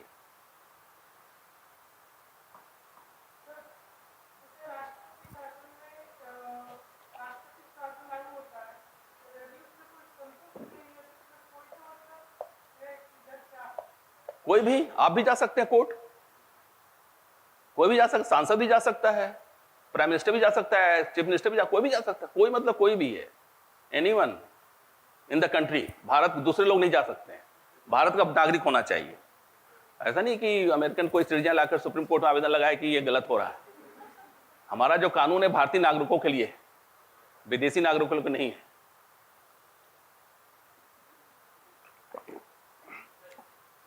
कोई का आशय है भारत का नागरिक,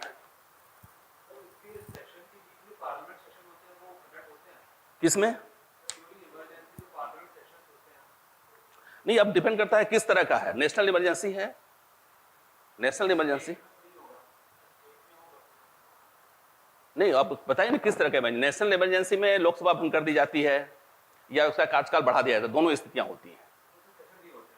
सेशन नहीं होते हैं। स्टेट में नेशनल इमरजेंसी है तो यहां भी कुछ नहीं होगा। पार्टिकुलर स्टेट में है तो वहां क्या कहते हैं, वो स्टेट असेंबली काम नहीं करेगी।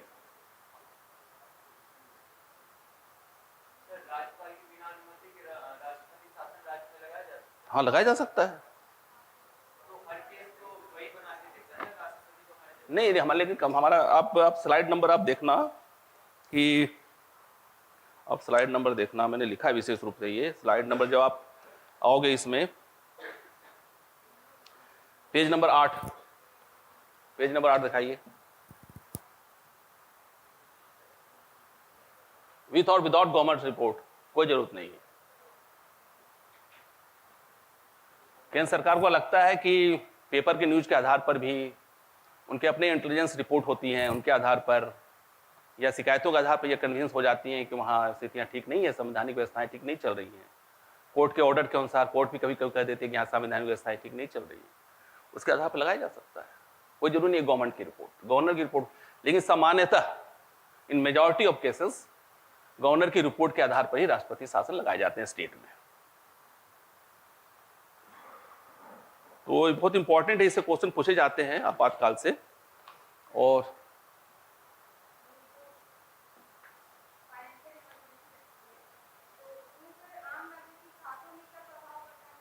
नहीं, इसमें जनरली इसमें जो ऑर्डर होता है इसमें लिखा जाता है कि आपके क्या क्या अधिकार आपको सस्पेंड किए जा रहे हैं। तो उस ऑर्डर में डिफाइंड रहता है किस अवधि तक रहेंगे, ये भी लिखा रहता है, डिफाइंड रहता है। उसमें जो लिखा रहेगा वही लिखा रहेगा। सामान्यतः वित्तीय इसमें आपातकाल में फंडामेंटल राइट सीज नहीं होते हैं, जैसे कि स्टेट इमरजेंसी में। कब होते हैं? नेशनल इमरजेंसी में फंडामेंटल राइट्स सीज होते हैं या सस्पेंड हो जाते हैं, स्टेट इमरजेंसी में नहीं होते हैं। हाँ, normal normal normal normal.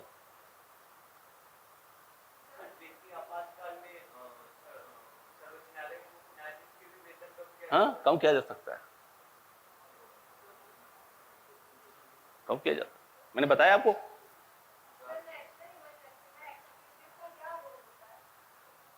Executive मतलब क्या हो? नेशनल इमरजेंसी में अब ये डिपेंड करता है कि किस तरह के आदेश जारी किए जाए। एक्सक्यूटिव तो क्या, पूरा केंद्र सरकार चलाती है सरकार। जैसे इमरजेंसी के दौरान जब वो 1975 में लगा इमरजेंसी, मिसेस गांधी ने लगाया, तो स्टेट असेंबली लगभग भंग हो गई थी, कोई काम नहीं कर रहे थे, सब सेंट्रल गवर्नमेंट चला रही थी सब जगह। बहुत पावरफुल हो जाती है सेंट्रल गवर्नमेंट।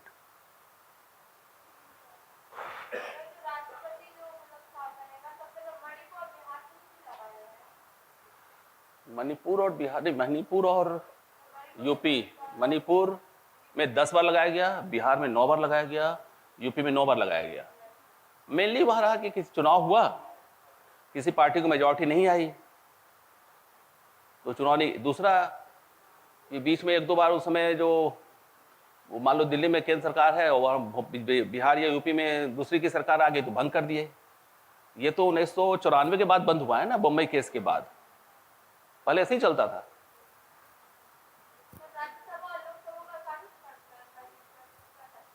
नहीं नहीं, लोकसभा क्यों होगा?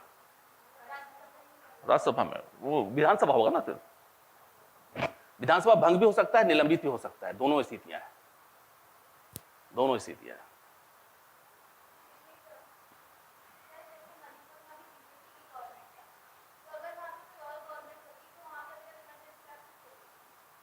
नहीं देखो, उसमें अब मुंबई केस के बाद आसान नहीं है लगाना। अगर मान लीजिए कहीं दंगे हो रहे हैं तो केंद्र सरकार का दायित्व वहां आर्मी भेजे, पैरामिलिट्री फोर्सेस भेजे, रोकिए ना। ये कोई तरीका थोड़ा नहीं किसी सरकार को भंग कर देंगे आप। जो उग्रवादी है वो गोली मारो, ये तरीका नहीं किसी से आप इलेक्टेड गवर्नमेंट को आप भंग कर दो।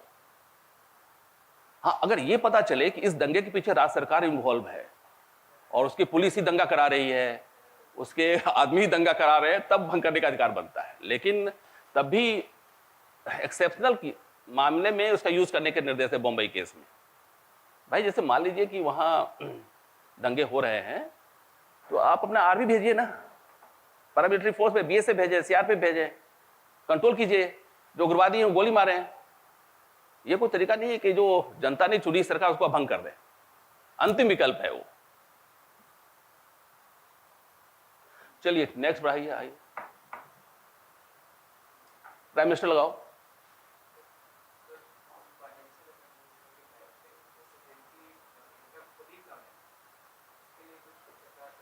नहीं, कम को तो ज्यादा कम करते हैं सर, क्योंकि आर्थिक स्थिति ठीक नहीं है सरकार की, कम को ज्यादा कैसे करेगी।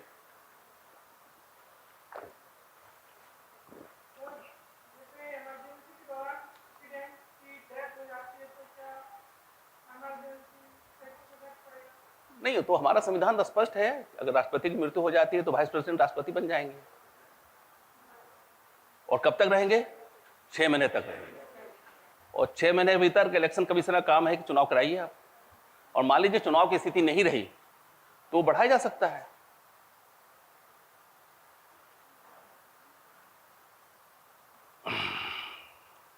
अब इसके बाद हम लोग प्राइम मिनिस्टर पर आते हैं। तो ये हमारे लोकतांत्रिक व्यवस्था के लोग ध्रुव तारा हैं, ये सूर्य हैं प्राइम मिनिस्टर। पूरी व्यवस्था इन्हीं के इर्द गिर्द घूमती रहती है। Most powerful public office of India. Bharat का प्रधानमंत्री बहुत ही मजबूत होता है, उसके बहुत से अधिकार हैं। और हमारे संविधान में आर्टिकल 74, 75, 77, 78 में इसका उल्लेख है। और इसकी योग्यता क्या है? योग्यता यह है कि भारत का नागरिक होना चाहिए और वो लोकसभा या राज्यसभा का सदस्य बनने के लिए पात्र हो। तो लोकसभा के सदस्य कौन बनते हैं? जिनकी 25 वर्ष से ज्यादा उम्र है। और राज्यसभा के सदस्य कौन बनते हैं? 30 वर्ष। तो प्राइम मिनिस्टर किसी भी हालत में 25 वर्ष से कम का नहीं होगा, ठीक है।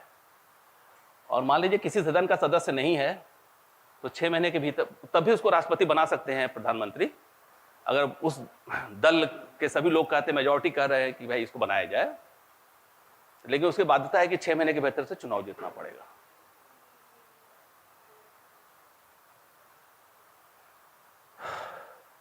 राष्ट्रपति नियुक्त करते हैं, मेजॉरिटी जो पार्टी होती जो उनको बनाया जाता है।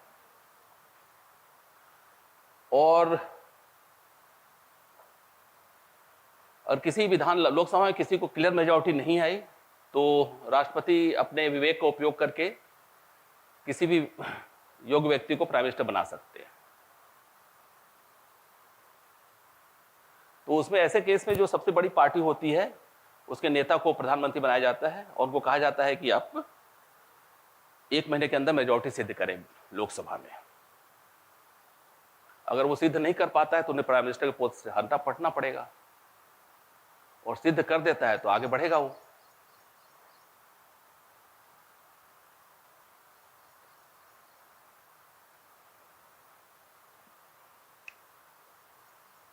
अगर प्रधानमंत्री बीच में कोई मर गए और जो पार्टी है तय नहीं कर पा रही कि किसको हम बनाएं, वैसी स्थिति में प्रेसिडेंट जिसको योग्य समझे उसको बना सकते हैं टेम्पोरली। ऐसी घटना हुई थी जब वो मिसेस गांधी की डेथ हुई थी 1990 के अराउंड। तो वो मैंने बताया भी था आपको। तो पार्टी तय नहीं कर पा रही थी। प्रणब मुखर्जी खुद बनना चाह रहे थे, मनमोहन सिंह तो नहीं, नरसिम्हा राव बनना चाह रहे थे। इस तरह और भी कुछ लोग थे बनना चाह रहे थे। राजेश पायलट थे उस समय, वो बनना चाह रहे थे। आपस में लड़ रही थी कांग्रेस। तो प्रेसिडेंट ने राजीव गांधी को प्राइम मिनिस्टर बना दिए, जबकि उस समय इनको कोई सपोर्ट नहीं था, मतलब वहाँ से नीचे से पार्टी का कोई नहीं था। और उस समय ये पायलट थे तो इंग्लैंड गए हुए थे, तो वापस वहाँ से आए, फिर उन्होंने प्राइम मिनिस्टर का पोस्ट लिया। इसमें अधिकार रहता है प्रेसिडेंट को ऐसी स्थितियों में, जब पार्टी चुनती नहीं है अपने नेता को, तो वो बना सकते हैं अपने विवेक का उपयोग करके। अब राष्ट्रपति चुके हैं, उतने बड़े पोस्ट में हैं, तो विवेक का सही उपयोग करेंगे, ये माना जाता है।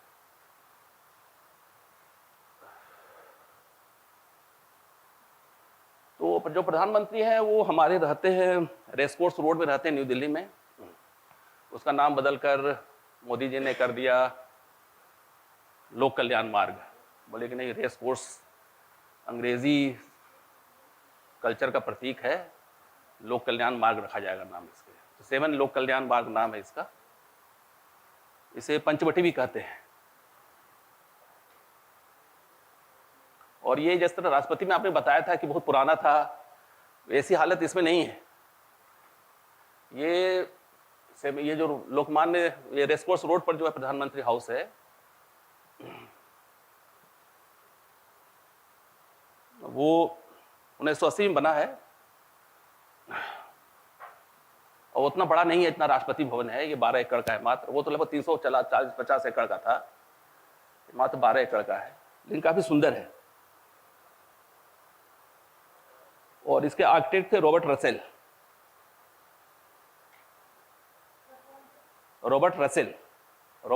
आर्किटेक्ट।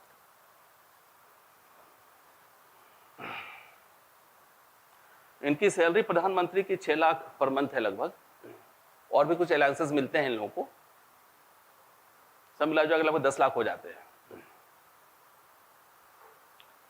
इनको अब तालिसान घर मिला हुआ है, सिक्योरिटी बहुत अच्छी है, वाहन की सुविधाएं हैं, पूरे सब कुछ है। प्राइम मिनिस्टर है तो सब कुछ है, आप जो भी कल्पना करो सब है उनके पास। उन्हीं को नियम बनाना है, उन्हीं को लागू भी करना है, तो क्या दिक्कत है। तो अब प्रधानमंत्री का इतिहास देखा जाए तो हमारे प्रधान जो प्रथम हुए हैं जवाहरलाल नेहरू जी थे, जो कि लगभग 17 साल प्रधानमंत्री रहे, 3 टर्म बने वो प्राइम मिनिस्टर। और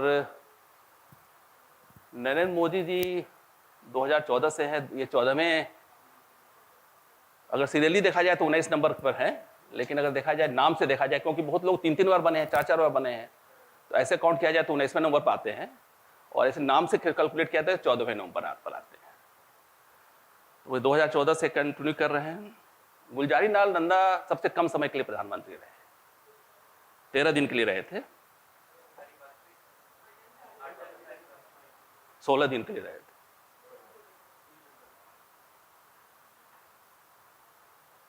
ये बात अलग है। फिर गुलजारी नंदा फिर दोबारा प्रधानमंत्री बने थे, फिर उन्होंने 13 साल ही रहे थे वो दोबारा भी, तो टोटल मिला के 26 दिन रहे वो। 2 बार बने प्राइम मिनिस्टर, लेकिन 26 दिन ही रह पाए। अटल बिहारी वाजपेयी पहले बार में 16 दिन के लिए रहे थे, दूसरे बार में 5 साल रहे, पूरा कार्यकाल पूरा किया उन्होंने।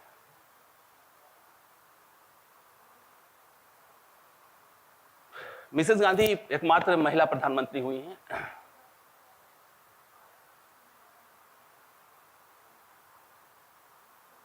जो कि 2 टर्म रही, 2 या 3 टर्म रहे, देख लेना, चेक कर लेना आप। 1, 2, तीसरा टर्म पूरा नहीं कर पाई वो, डेथ हो गई, बीच मर्डर हो गया था उनका। तो ये प्राइम मिनिस्टर का इतिहास है, कौन कौन हमारे प्रधानमंत्री रहे, प्राइम मिनिस्टर घर का निवास कैसा है, इन्हें सैलरी क्या है, इनकी सुविधाएं क्या है, सब मैंने बताया आपको। नेक्स्ट आइए। योग्यता ही बता दिया मैंने, योग्यता क्या होता है वही बता दिया मैंने आपको।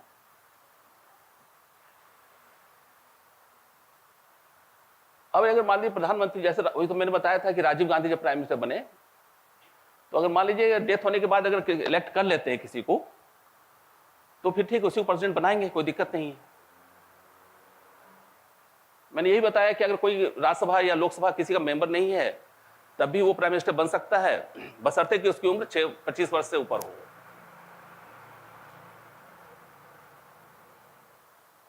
लेकिन उसे 6 महीने के भीतर लोकसभा का सदस्य होना पड़ेगा, और नहीं तो अगर 30 वर्ष से ऊपर है तो कोई दिक्कत ही नहीं, राज्यसभा का सदस्य हो जाए। तो ये प्रावधान है कि 6 महीने तक कंटिन्यू कर सकता है। आवाज जा रही है ना बाहर उधर?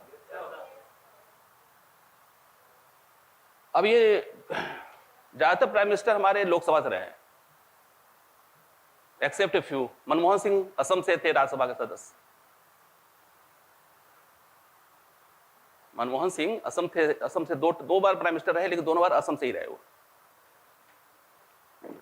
आप चेक कर लेना इसे एक बार। असम से रहे वो, क्योंकि वो प्राइम मिनिस्टर होता है, पॉपुलर नेता होता है, तो लोकसभा पॉपुलैरिटी सिद्ध करती है। तो कोई भी प्राइम मिनिस्टर चाहता है कि हम लोकसभा के से ही रहें। अब मनमोहन सिंह की तबीयत ठीक नहीं रहती थी, उम्र भी ज्यादा हो गई थी, तो उन्होंने राज्यसभा प्रेफर किया।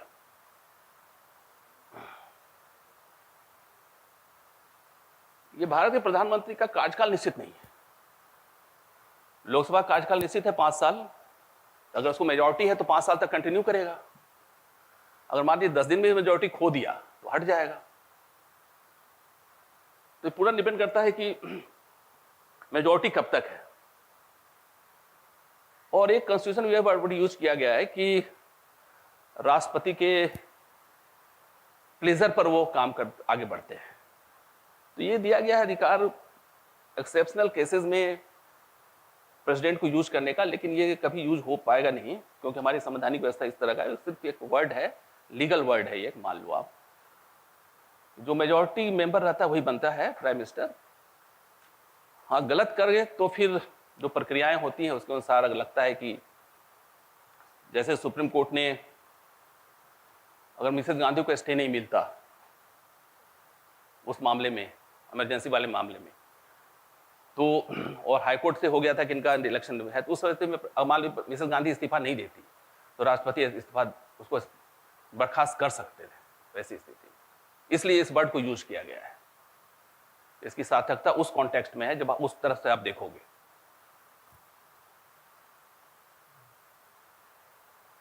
भारत के राष्ट्रपति इनको शपथ कराते हैं। अगर राष्ट्रपति नहीं है तो उपराष्ट्रपति। आगे बढ़े, आगे बढ़े।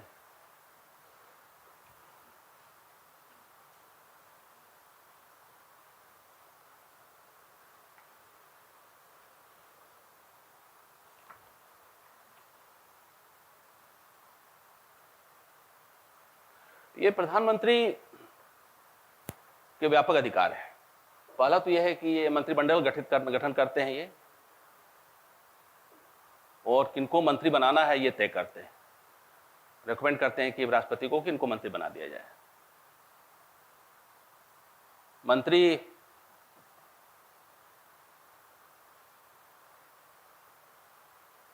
के बीच जो कार्य विभाजन भी यही करते हैं।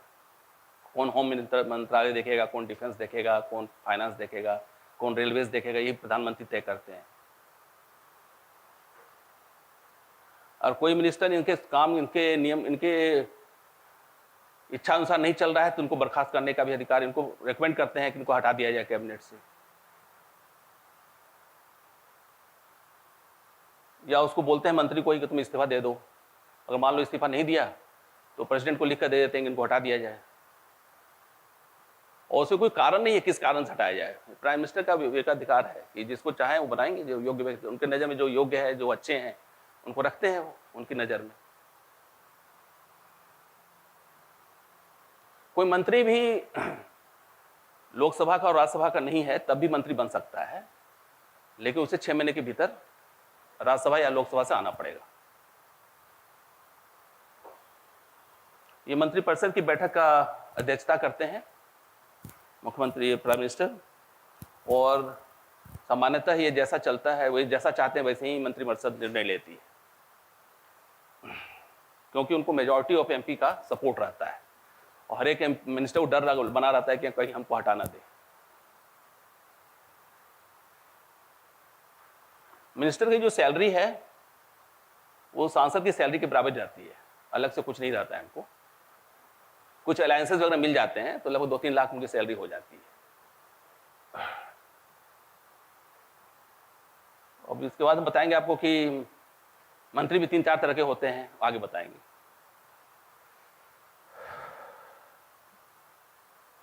अगर प्रधानमंत्री मर गए या इस्तीफा दे दिए, पूरी मंत्रिमंडल का इस्तीफा हो जाता है। और मान लीजिए प्राइम मिनिस्टर जो भी न्यूक्लियर कमांड है, जो मेन होता है, उसका चीफ होते हैं, नीति आयोग के चीफ होते हैं, अपॉइंटमेंट कमेटी ऑफ कैबिनेट के सभी मेजर काम प्रधानमंत्री भी होते हैं। स्पेस का काम प्रधानमंत्री ही देखते हैं, प्रधानमंत्री रॉकेट वगैरह जो है सब प्रधानमंत्री ही देखते हैं फाइनल, अभी तक ऐसा ही होता आया है। लेकिन ये विभागों का न्यूक्लियर पावर प्राइम मिनिस्टर अपने पास रखना चाहते हैं, क्योंकि बहुत सेंसिटिव चीज़ है वो। बटन न्यूक्लियर पावर का प्राइम मिनिस्टर के पास ही रहता है, तो इस कारण न्यूक्लियर पावर उन्हीं के पास रहता है। जब जानते हैं कि भारत के पास न्यूक्लियर बम है, तो बड़ा सेंसिटिव रहता है, तो न्यूक्लियर जो पार्ट है वो प्राइम मिनिस्टर खुद अपने पास रखते हैं, नीति आयोग उनके पास है, इस तरह की जो इंपॉर्टेंट चीज़ है उनके पास रखते हैं, अदरवाइज सब वो मंत्रियों को बांट देते हैं। ये भारत सरकार का मुख्य स्पोक्समैन होते हैं और क्राइसिस मैनेजर होते हैं, ये जो सभी कुछ क्राइसिस में काम करते हैं। जैसे अभी मान लें कि उड़ीसा में बालासोर में रेल घटना हुई, दुर्घटना, प्राइम मिनिस्टर खुद गए वहाँ, व्यवस्थाएं, बहुत लोग मारे गए वहाँ। इंटरनेशनल एरिया में भी जो सीरिया में जो भारतीय फंसे हुए थे उनको निकालने का काम, ये सब प्राइम मिनिस्टर खुद देखते हैं। स्वाभाविक है कि हेड ऑफ द नेशन है, मतलब कि एग्जीक्यूटिव हेड है वो, तो उनका दायित्व भी बनता है। नेक्स्ट,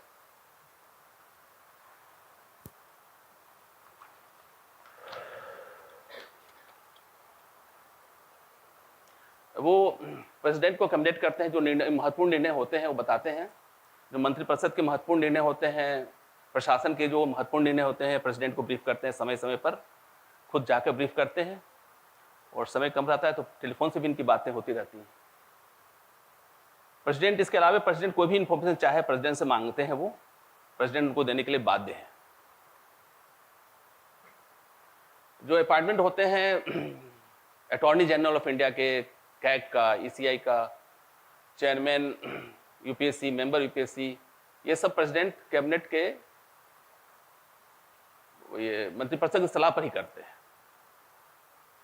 जितने अपॉइंटमेंट, जब पहले मैंने आपको पढ़ाया है, बहुत कुछ पढ़ा दिया है। अटॉर्नी जनरल तो नहीं पढ़ाया है, एडवोकेट जनरल जरूर पढ़ाया है आपको, इसको पढ़ा देंगे। सुप्रीम कोर्ट जब पढ़ाएंगे तो एजीआई पढ़ाएंगे आपको। कैग पढ़ाया है मैंने आपको, ईसीआई पढ़ाया है, यूपीएससी पढ़ाया है, फाइनेंस कमीशन पढ़ाया है। ये लोकसभा और राज्यसभा के सेशन को कॉल करने के लिए और उसको बढ़ाए जाने के लिए या समाप्त करने के लिए भी प्राइम मिनिस्टर एडवाइस करते हैं प्रेसिडेंट को, उसके अनुसार नोटिफिकेशन जारी होते हैं।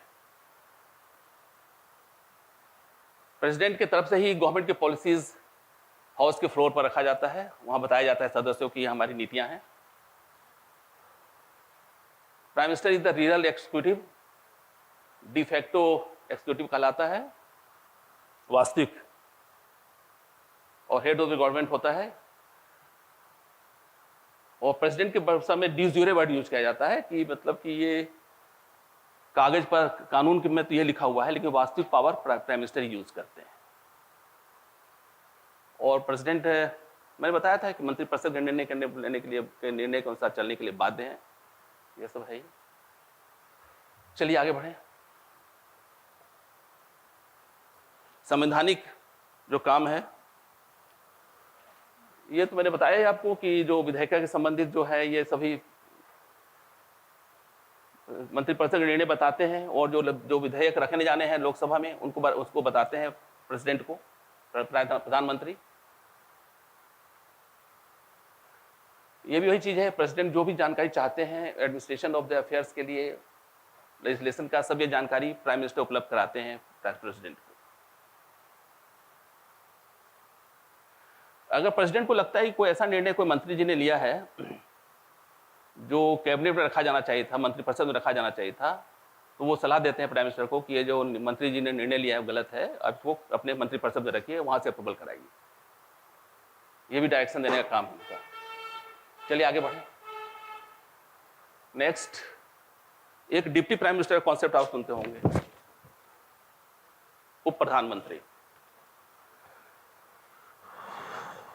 ये भारत के संविधान में कहीं पोस्ट लिखा हुआ नहीं है।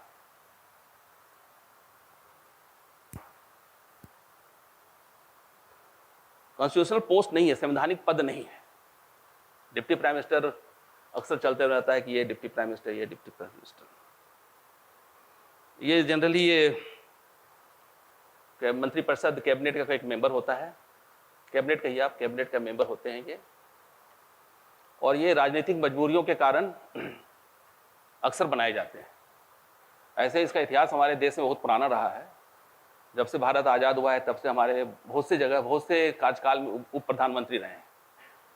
प्रथम जो हमारे उप प्रधानमंत्री थे वल्लभ भाई पटेल जी थे, वल्लभ भाई पटेल थे जो आज़ादी के बाद पहले बार बने, और उनको प्रधानमंत्री की दावेदारी थी लेकिन किसी कारणवश नहीं बना पाया गया, तो उनको उप प्रधानमंत्री बनाया गया था। उसके बाद मोरारजी देसाई बने हैं, चरण सिंह बने, जगजीवन राम बने, यशवंत राव चौहान बने, देवीलाल बने। जो लास्ट जो बने हैं वो लाल कृष्ण आडवाणी जी हैं। Lal Krishna Advani last deputy prime minister. इसके बाद कोई prime minister, deputy prime minister नहीं बने।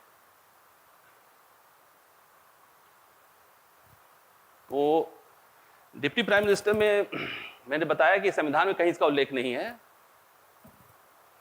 ये अपने किसी कैबिनेट के किसी मंत्री को उप प्रधानमंत्री बनाया जाता है राजनीतिक बैलेंसेस करने के कारण। और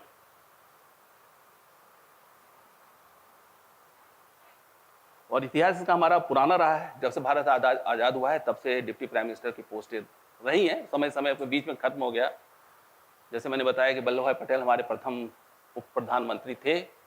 उसके बाद एक फहरिस्त मैंने बताया आपको कौन कौन रहे। लास्ट ये लाल कृष्ण आडवाणी जी।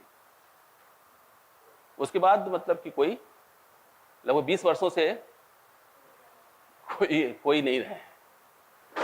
अटल बिहारी गवर्नमेंट की जो थी 2002-3 के अराउंड 2004 तक, उसमें लाल कृष्ण आडवाणी जी डिप्टी प्राइम मिनिस्टर थे और होम अफेयर्स देखते थे, गृह मंत्रालय देखते थे। ये किनको अलग से कोई सैलरी नहीं है, जो मंत्री को मिलती है वही सैलरी इनको ही मिलती है, क्योंकि संविधान में कोई पोस्ट नहीं है। सिर्फ राजनीतिक बैलेंस बनाने के लिए कुछ मजबूरियों के कारण कभी कभी ऐसा भी हुआ है कि एक समय दो उप प्रधानमंत्री भी रहे हैं। वो देवीलाल और चरण सिंह एक साथ रहे थे। इसी तरह कॉन्सेप्ट आया था बीच में, जगजीवन राम भी रहे थे। तो ये पॉलिटिकल मजबूरियों के कारण प्रधानमंत्री बना देते हैं कि तुम भी चुप रहो, तुम भी चुप रहो, तुम भी चुप रहो। तो एक समय ऐसा भी हुआ है कि भारत में 2 उप प्रधानमंत्री रहे हैं। 2 प्रधानमंत्री नहीं हो सकते हैं, लेकिन 2 या 4, 2 से ज्यादा भी उप प्रधानमंत्री हो सकते हैं। कोई पोस्ट ही नहीं है, आप जो करना कीजिए। जब वो ओथ लेते हैं तो उप प्रधानमंत्री का ओथ नहीं लेते हैं, क्योंकि हमारे संविधान में उप प्रधानमंत्री का पोस्ट नहीं है। वो एक मंत्री के रूप में शपथ लेते हैं और प्राइम मिनिस्टर को काम दे देते हैं कि प्रधानमंत्री रहेंगे आप। अब तीसरा पॉइंट है नेक्स्ट पीएमओ।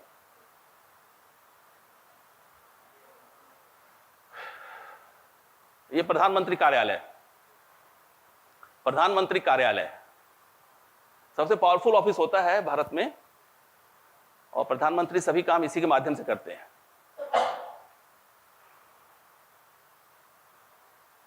अगस्त 1947 तक, जब तक भारत आजाद नहीं था, तब तक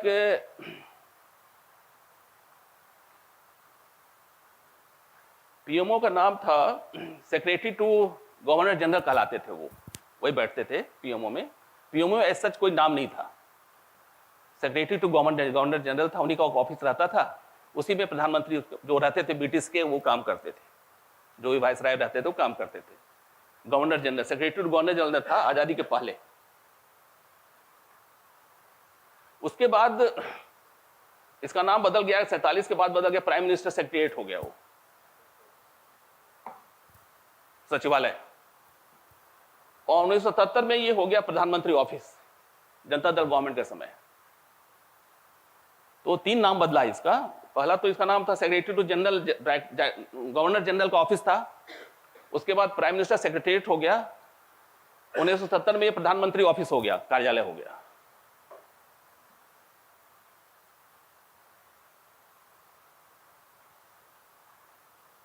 ये ऑफिस में प्राइम मिनिस्टर के प्रिंसिपल सेक्रेटरी, इनके और भी अफसर बैठते हैं और इनको ऑफिस सपोर्ट दिया जाए प्राइम मिनिस्टर को, ताकि जो भी डिसीजन लें, जो भी डायरेक्शन देना है, उसके माध्यम से प्रधानमंत्री ऑफिस चलता है। ये कोई संविधान इसका उल्लेख नहीं है, ना इसका कोई लीगल वैलिडिटी है। ये सिर्फ सेक्रेटरी लेवल के जो अधिकारी रहते हैं तो वो इसको सपोर्ट करते हैं। तो प्रधानमंत्री इस पीएमओ के माध्यम से ही अपने और ये मंत्रियों के माध्यम से ही पूरे देश को चलाते हैं।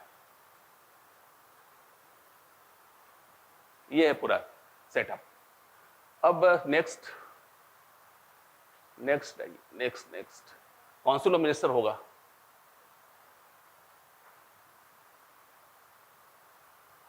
और आगे और कुछ हाँ यही। तो प्राइम मिनिस्टर ये हुआ। प्राइम मिनिस्टर में कुछ पूछना है तो बताइए। मैंने काफी विस्तार से बताया आपको, बहुत कुछ नई बातें आपको सुनने को मिला होगा। कोई कुछ क्वेश्चन पूछना है तो पूछे प्राइम मिनिस्टर पर, तब आगे बढ़े हम।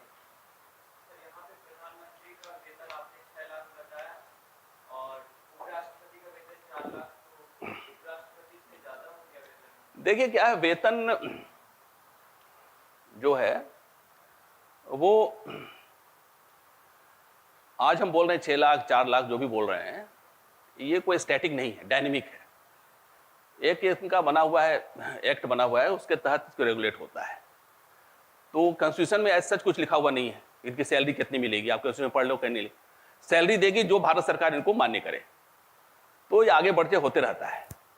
तो उस पर आप न जाने किसी को ज़्यादा मिलता है, किसी को कम मिलता है आगे। तो अगर मान लो किसी को सैलरी कम है तो सुविधाएं बहुत ज़्यादा बढ़ा दी जाती है। तो जैसे प्राइम मिनिस्टर के हम 6 लाख बोल रहे हैं आपको, तो इनको सुविधाएं और भी ज़्यादा मिलती है। सिर्फ तो 6 लाख तो सिंबॉलिक है।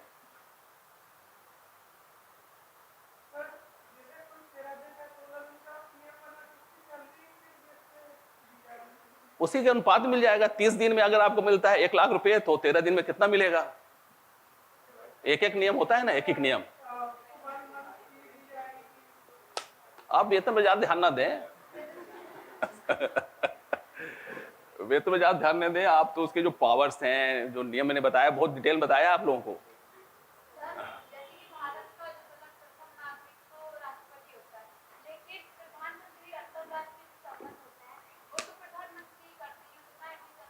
वो प्रेसिडेंट की हैसियत, प्रेसिडेंट के बिहाफ पर करते हैं।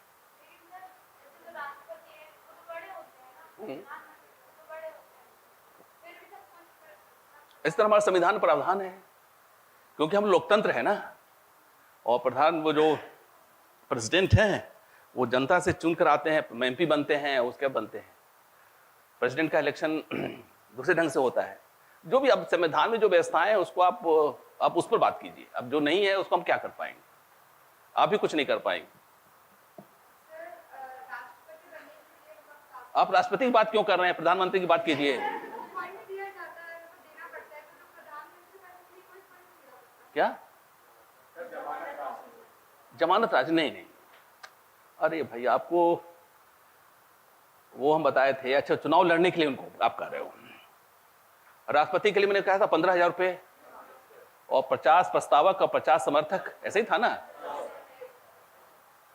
जब ये प्राइम मिनिस्टर बनते हैं वहां से, अपने बनारस से है ये एमपी।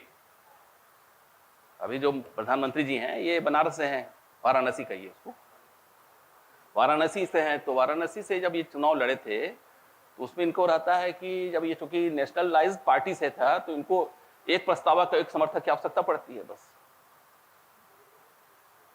यही नियम है। नियम के अनुसार चलेंगे ना।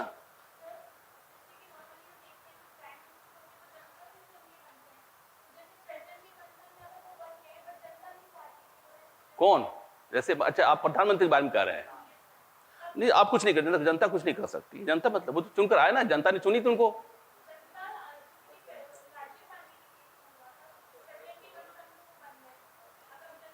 नहीं नहीं, ऐसा नहीं था राजीव गांधी में। राजीव गांधी प्रधानमंत्री बने, बाद में कांग्रेस की बैठक हुई और उन्हें क्या कहते हैं, सर्वानुमति से प्राइम मिनिस्टर बनाया उनको। अगर नहीं बनाते तो हट जाते हो। ऐसा थोड़ा है, भले 1-2 दिन रह सकते हैं, 1 सप्ताह रह सकते हैं, 1 महीना रह सकते हैं, जब तक आपको एमपीज का सपोर्ट नहीं है, वो भी लोकसभा के एमपी के, क्योंकि तब तक आप प्राइम मिनिस्टर ही बन सकते हैं।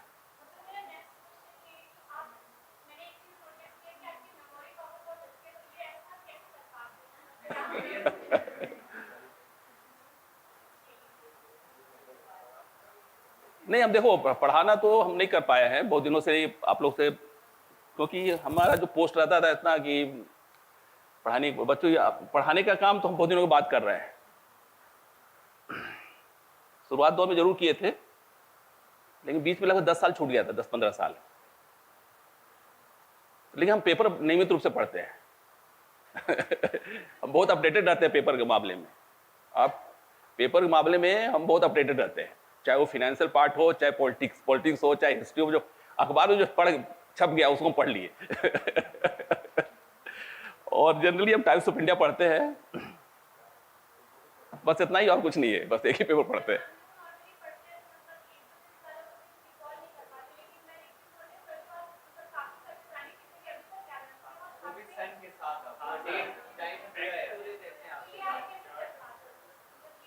आप पढ़ोगे तो आपको भी हो जाएगा, कोई नई बात नहीं।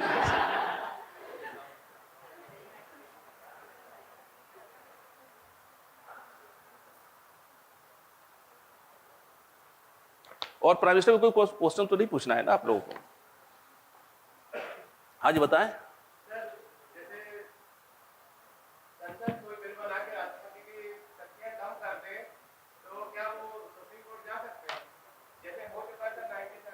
नहीं, अब जब आपको फंडामेंटल राइट पढ़ाया गया होगा ना, और वो तो उसमें आपको केशव नंद भारती केस, ये सब केस बताया गया होगा,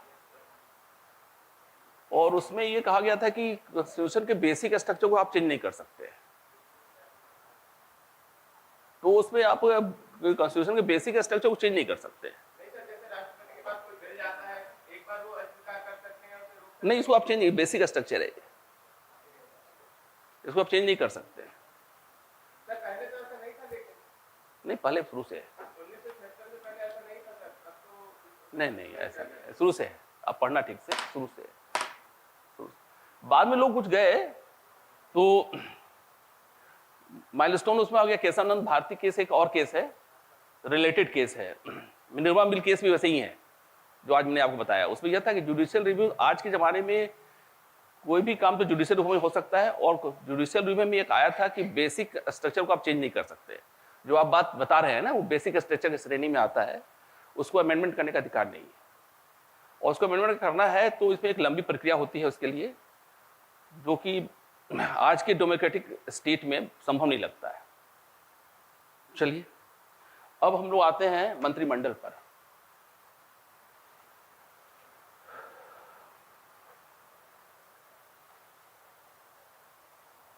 भारत का मंत्रिमंडल बहुत पावरफुल संगठन है।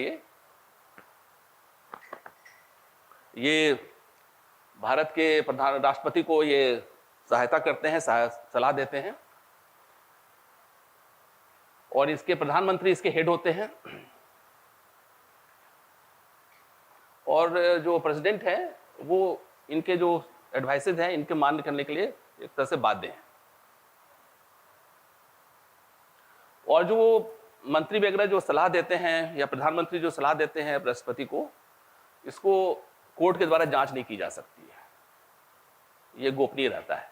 प्राइम मिनिस्टर और प्रेसिडेंट के बीच जो बातें होती हैं, चाहे वर्बल या इन राइटिंग, वो कोर्ट के द्वारा इंक्वायरी नहीं की जा सकती है, गोपनीय रिश्ता है।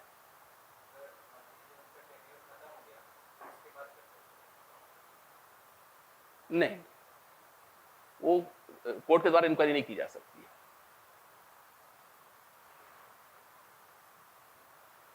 अब वो आर्टिकल 75 ये कहता है, ये तो मैंने बताया आपको, प्रेसिडेंट के प्राइम मिनिस्टर प्रेसिडेंट के द्वारा नियुक्त किए जाते हैं, और जो दूसरे मंत्री हैं वो भी प्राइम मिनिस्टर के एडवाइस पर राष्ट्रपति के द्वारा नियुक्त किए जाते हैं। ये बता चुके हैं आपको। अब कितने मंत्री होंगे? तो 2003 पहले एक जमाना ऐसा था कि 150-150 मंत्री रहे, 100 से ऊपर मंत्री रहे हैं। जब से 2003 में 91 कॉन्स्टिट्यूशनल अमेंडमेंट आया, उसके बाद कर दिया कि 15% स्ट्रेंथ का 15% से ज्यादा आप मंत्री नहीं रह सकते। तो आप 543 का 15% करोगे तो लगभग 81 या 82 आता होगा, उससे ज्यादा नहीं हो सकता है प्राइम मिनिस्टर को जोड़कर। एक समय ऐसा भी था कि प्राइम मिनिस्टर को याद नहीं रहता था कौन मंत्री है, उनको पॉलिटिकल मजबूरियों के कारण बहुत को बनाना पड़ता था मंत्री। 2003 में जब यह संवैधानिक संशोधन हुआ 91, तो उसमें यह हुआ कि 15% ज्यादा नहीं कर सकते, वो भी लोकसभा का, राज्यसभा का नहीं, लोकसभा का 15%। और ये जो मंत्रिपरिषद है वो लोकसभा के लिए रिस्पॉन्सिबल है, राज्यसभा के लिए नहीं है।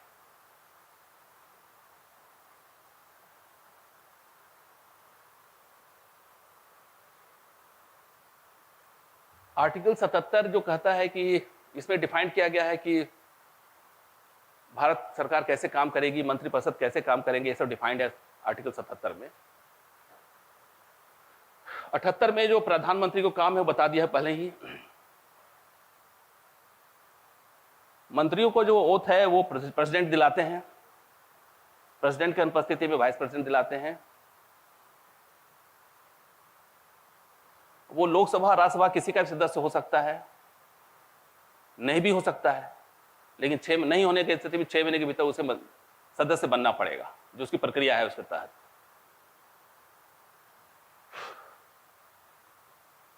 अब इनको सैलरी या अलाउंसेस मिलते हैं, इनको सैलरी मिलती है, लेकिन सैलरी वही मिलती है जो एमपीज को मिलती है।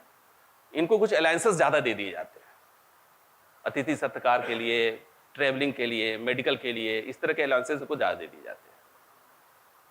एयर ट्रेवल के लिए ये सब की सुविधाएं मुक्त हो जाती हैं इन लोगों को। आगे बढ़े। अब इनका जो दायित्व 75(3) कहता है कलेक्टिव रिस्पॉन्सिबिलिटी है। अगर लोकसभा प्रस्ताव पारित करती है कि आपको बहुमत नहीं है, तो मंत्रिपरिषद समाप्त हो जाती है, भंग हो जाती है। और ऐसी स्थिति में सभी जो मंत्रिपरिषद सदस्य हैं उन्हें इस्तीफा देना पड़ता है। अगर वो राज्यसभा के सदस्य भी हैं तो उन्हें इस्तीफा देना पड़ता है अपने मंत्री पद से। मेंबर बने रहेंगे वो लोकसभा के भी और राज्यसभा के भी, लेकिन मंत्री इस्तीफा देना पड़ेगा, चाहे वो राज्यसभा के हो, चाहे लोकसभा के हो, चाहे किसी सदन के ना हो। ये तो कलेक्टिव रिस्पॉन्सिबिलिटी है कि भाई अगर एक मंत्री की गलती से भी अगर कोई अविश्वास प्रस्ताव आ गया और आप हार गए उसमें, सभी को जाना पड़ेगा। और ये मंत्रिपरिषद राष्ट्रपति को एडवाइस कर सकते हैं कि आप लोकसभा भंग कर दीजिए, हम चुनाव चाहते हैं दोबारा, अगर उनको मेजॉरिटी है तो। जैसे अभी चल रहा है ना कि लोकसभा पेपर में छप रहा है कि लोकसभा चुनाव पहले भी हो सकती है। कार्यकाल मई में पूरा हो रहा है, मई 2024 में,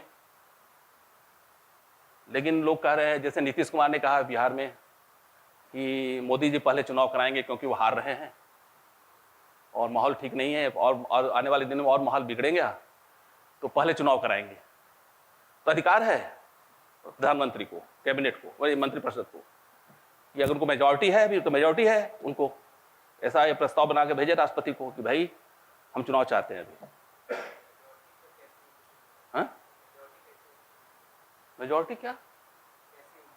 मेजॉरिटी अभी जैसे प्राइम मिनिस्टर है तो मेजॉरिटी है, तब तो प्राइम मिनिस्टर है। किसी को अगर लगता है कि नहीं है तो अविश्वास प्रस्ताव लाए।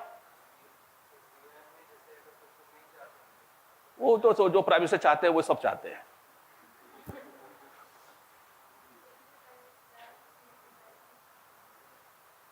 अब व्यक्तिगत रेस्पॉन्सिबिलिटी क्या है उनकी? ये तो कलेक्टिव हो गई, सब मिलजुल कर काम करेंगे। व्यक्तिगत ये है, अगर लगता है कि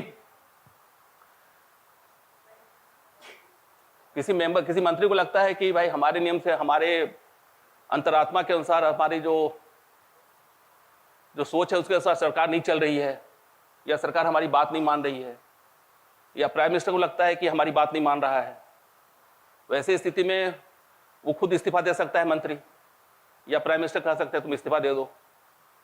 अगर इस्तीफा नहीं देता है तो प्रेसिडेंट को रिकमेंड करेंगे इसको हटाया जाए।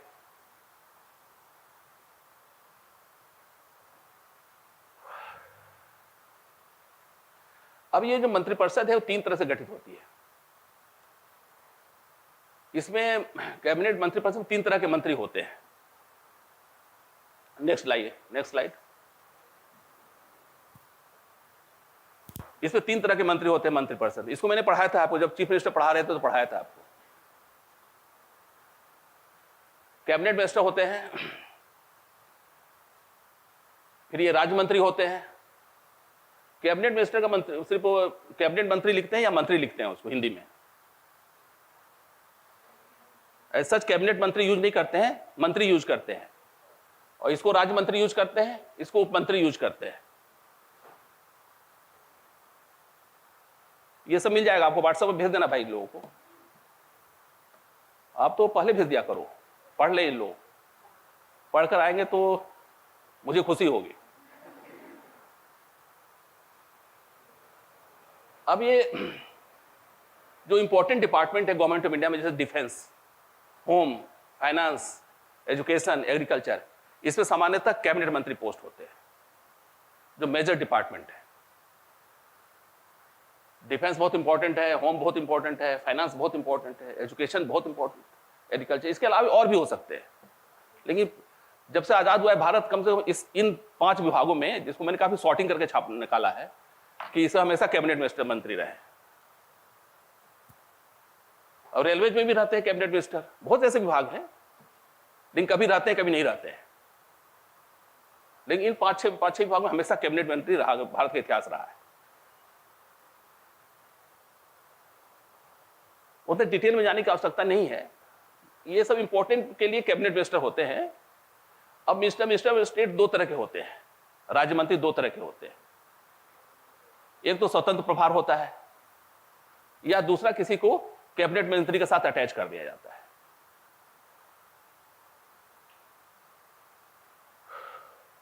जैसे मान ली कि भारत सरकार में इंडिपेंडेंट चार्ज, आप देख लेना कोई है, कोई जैसे मान लीजिए कोई एग्रीकल्चर का ही इंडिपेंडेंट चार्ज है किसी के पास, तो वैसी स्थिति में कैबिनेट में कोई मंत्री एग्रीकल्चर का नहीं होगा। इंडिपेंडेंट चार्ज मतलब ही इज, मतलब कि एक तरह इनडायरेक्टली कैबिनेट मिनिस्टर, ये है। इंडिपेंडेंट चार्ज मतलब वहां कैबिनेट मिनिस्टर नहीं होगा। और अटैच, अब दूसरा होता है कि कैबिनेट मिनिस्टर का अटैच कर दिया जाता है, इस तरह का है। तो राज्य मंत्री 2 तरह के होते हैं, एक तो स्वतंत्र प्रभार वाले होते हैं। स्वतंत्र प्रभार वाले स्थिति में कैबिनेट मंत्री उनके ऊपर नहीं होता है, वो सीधे सीएम को रिपोर्ट करते हैं। और ये जो है, जो कैबिनेट मंत्री के साथ अटैच रहते हैं, वो रिपोर्ट करते हैं अपने कैबिनेट मंत्री को।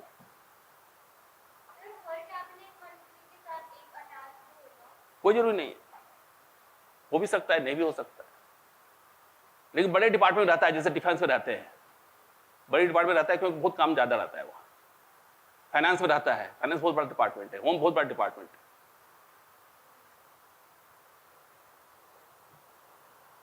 और डिप्टी मिनिस्टर्स होते हैं, ये कैबिनेट मिनिस्टर के साथ अटैच रहते हैं। मिनिस्टर राज्य मंत्री के साथ अटैच नहीं रहते हैं, ये कैबिनेट मिनिस्टर के साथ अटैच रहते हैं। 3 तरह के मंत्री होते हैं। कैबिनेट मंत्री, जिसको सामान्यतः मंत्री कहा जाता है, फिर राज्य मंत्री और उप मंत्री। राज्य मंत्री 2 तरह के होते हैं, एक स्वतंत्र प्रभार वाले और एक कैबिनेट के साथ अटैच वाले।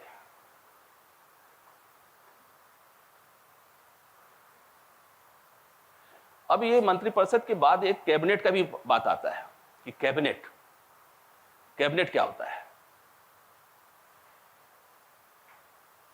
तो ये कैबिनेट में मान लीजिए कैबिनेट मिनिस्टर 10-15 है, इसमें प्रधानमंत्री 5-6 छाट लेते हैं जो उनके खास होते हैं, और उसके नाम से एक कैबिनेट बना देते हैं कि कैबिनेट है ये हमारा। जो कि डे टू डे उनको एडवाइस करता है प्राइम मिनिस्टर को।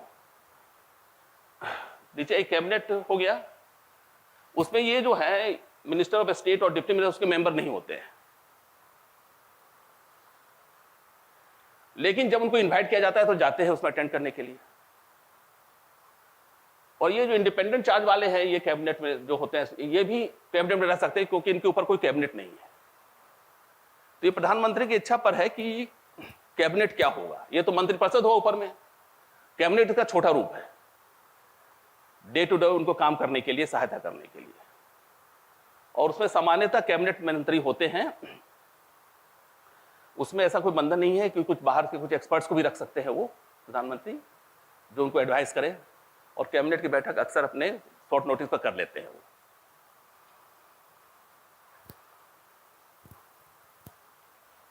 नेक्स्ट,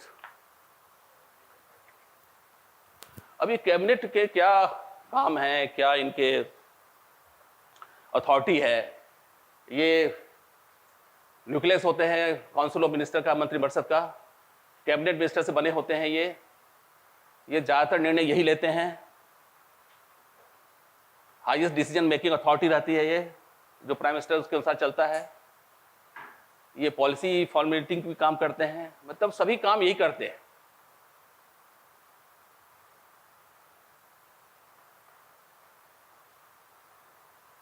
मतलब कैबिनेट जस्ट मंत्रिपरिषद का छोटा सा रूप है, और मंत्रिपरिषद का एक तरह सब काम करते हैं ये।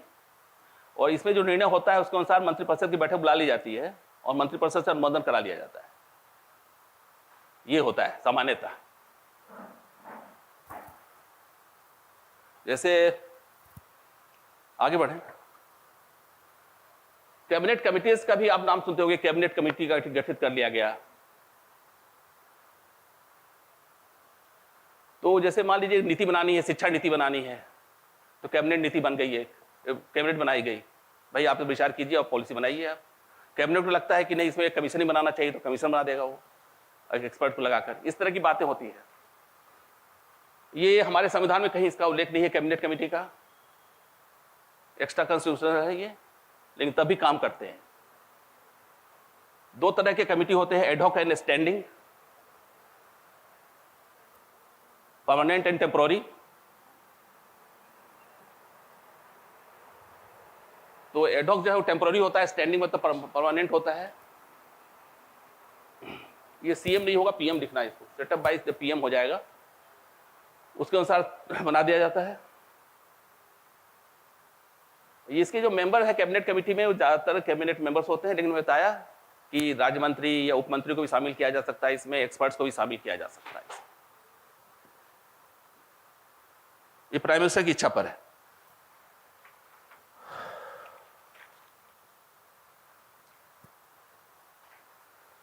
आइए आगे। अब दो तरह तरह की जो कमिटीज होती हैं वो बता रहे हैं आपको। ये पॉलिटिकल अफेयर्स कमेटी होती है एक, इसको कहलाता है राजनीतिक मामलों की कमेटी, राजनीतिक मामलों की कमेटी बनती है। ये पॉलिसी मैटर, डोमेस्टिक और फॉरेन अफेयर्स के बारे में डील करते हैं। ये बहुत पावरफुल बॉडी होता है, चेयरमैन इसके पीएम होते हैं। इकोनॉमिक अफेयर्स के लिए कमेटी होती है जो इकोनॉमिक स्फीयर में काम करती है, इसके भी जो होते हैं चेयरमैन पीएम ही होते हैं। अपॉइंटमेंट कमेटी के चेयरमैन कमेटी पीएम ही होते हैं, तीनों ऊपर के तीनों के पीएम ही होते हैं। ये जो लास्ट वाला है गवर्नमेंट बिजनेस का काम करना, स्टेट जो गवर्नमेंट के जो दिन प्रतिदिन के काम करने का और पार्लियामेंट का काम करने का, इसके लिए कमेटी होती है। जनरली इसके होम मिनिस्टर होते हैं इसके चेयरमैन। इस तरह के 4 कमेटियां मेनली हमारे संविधान मतलब हमारे सिस्टम देश पे काम करता है। ये संविधान में उल्लेखित नहीं है, लेकिन दूसरे आदेशों के तहत ये काम करता है। तो मुख्यतः ये है, आपको व्हाट्सएप मिल जाएगा, ज्यादा लिखने में ध्यान ना दें, आप तो समझने की कोशिश कीजिए। तो कैबिनेट के बारे में, और मैंने किसी में एक और इंपॉर्टेंट है, आप लोग सुनते हुए किचन कैबिनेट। आपको राजनीति शास्त्र किताब में नाम नहीं मिलेगा किचन कैबिनेट का, लेकिन अक्सर ये एक डेमोक्रेटिक कंट्री में आरोप लगता है कि प्राइम मिनिस्टर न मंत्रिपरिषद का सुनते हैं, न कैबिनेट का सुनते हैं, किचन कैबिनेट का सुनते हैं। किचन कैबिनेट का असर यह है कि वैसे मेंबर जो प्राइम मिनिस्टर के साथ उनके किचन में चाय पीते हैं और उनकी वाइफ के साथ चाय पीते हैं और पारिवारिक संबंध है, वो निर्णय लेते हैं और हम पर उसको पालन करने के लिए भेज दिया जाता है। तो जैसे जो खास होते हैं 2-4 उनके मंत्री, उनको बुला लिए घर पर, चाय पिए और निर्णय ले लिया गया है और उसके अनुसार काम हो गया। तो ये आरोप लगते रहते हैं, हर एक प्राइम मिनिस्टर पर आरोप लगते रहते हैं कि किचन कैबिनेट चला रहा है सरकार को, कैबिनेट नहीं चला रहा है, मंत्रिपरिषद नहीं चला रहा है, किचन कैबिनेट चला रहा है। अखबारों में बहुत आता है किचन कैबिनेट चला रहा है, किचन कैबिनेट चला रहा है। किचन कैबिनेट वही है कि ये खासकर ये शब्द जो है ये ब्रिटेन से आया है। वहां अक्सर ये प्रधानमंत्री पर आरोप लगता है कि वो अपने घर में बैठक कर लेते हैं, 2-4 मंत्री को बुला लिए, दोस्तों को बुला लिए, चाय पिए, नाश्ता किए और निर्णय ले लिए। ये हमारे सिस्टम में भी हमारे प्रधानमंत्री जो रहे हैं उन सब पर आरोप लगा है। जब ये आपातकाल घोषित हुआ था 1975 में, मिसेस गांधी ने शुरू किया तो उन्होंने कहा किचन कैबिनेट, किचन। उस समय जो उन्होंने प्रस्ताव भेजा, रात में 12 बजे फखरुद्दीन अली अहमद के पास गई मिसेस गांधी और बोली कि हमें इमरजेंसी लगाना है, नेशनल इमरजेंसी लगाना है। तो वो बोले कि कहाँ है कैबिनेट का प्रस्ताव, कहाँ है आपका? राष्ट्रपति जी ने कहा कुछ नहीं था, लेकिन उनको हड़बड़ी थी कि इमरजेंसी लगाना है, रात में ही लगाना है। तो कहते हैं कि उन्होंने लगा दिया प्राइम मिनिस्टर के कहने पर, किचन कैबिनेट के निर्णय के आधार पर, और बाद में कैबिनेट का अप्रूवल हुआ बैकडेट में। इस तरह के आरोप लगते रहते हैं। तो मैंने आपको आज 3 चीज पढ़ाया, इमरजेंसी के विभिन्न एस्पेक्ट्स, प्राइम मिनिस्टर के विभिन्न, क्या कहा जाए उसे, विभिन्न, क्या हम आएंगे उस पर भी, सुपर कैबिनेट भी। सुपर कैबिनेट इज वही बता रहे हैं आपको, किचन कैबिनेट ही कहो आप, super cabinet is kitchen cabinet, मान के चलो वही चीज। तो मैंने तीनों चीज पढ़ाया आपको, इमरजेंसी के बारे में बताया, प्रधानमंत्री के बताया, और मंत्रिमंडल के बारे में बताया, और कैबिनेट के बारे में बताया। 4 चीज के बारे में बताया। मुझे उम्मीद है कि आप लोगों ने एंजॉय किया होगा। और मैंने कोशिश की कि आपको समझाने का, आप रटोगे तो गड़बड़ हो जाएगा। कॉन्सेप्ट बनाइए, कॉन्सेप्ट। कुछ पूछना हो तो बताओ भाई, आप कैबिनेट के बारे में, काउंसिल ऑफ मिनिस्टर्स के बारे में पूछना है, बताइए। नहीं, वो अलग चीज है। ज्वाइंट पार्लियामेंट्री कमेटी जो है ना, वो लोकसभा और राज्यसभा में रहते हैं, उनका अलग काम है, उसका अलग होता है। नहीं, प्राइम मिनिस्टर रहते हैं इसके पार्लियामेंट्री कमेटी के। लोकसभा के जो कमिटीज, हम जब लोकसभा और राज्यसभा पढ़ाएंगे आपको, तो अब बताएंगे आपको। इसके बाद लोकसभा राज्यसभा पढ़ाएं, क्या पढ़ाएंगे? सुप्रीम कोर्ट पढ़ाएं, जो ऐसा चीज हम पढ़ाएंगे जो आप लोग नहीं पढ़े होंगे। क्या सुप्रीम कोर्ट, क्या बताओ, हमें कोई दिक्कत नहीं। मेरा तो पूरा पढ़ा हुआ है पॉलिटिकल साइंस।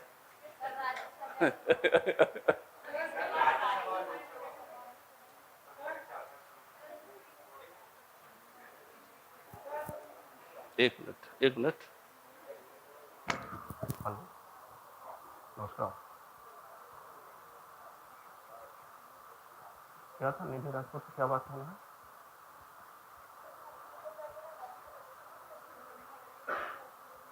हाँ,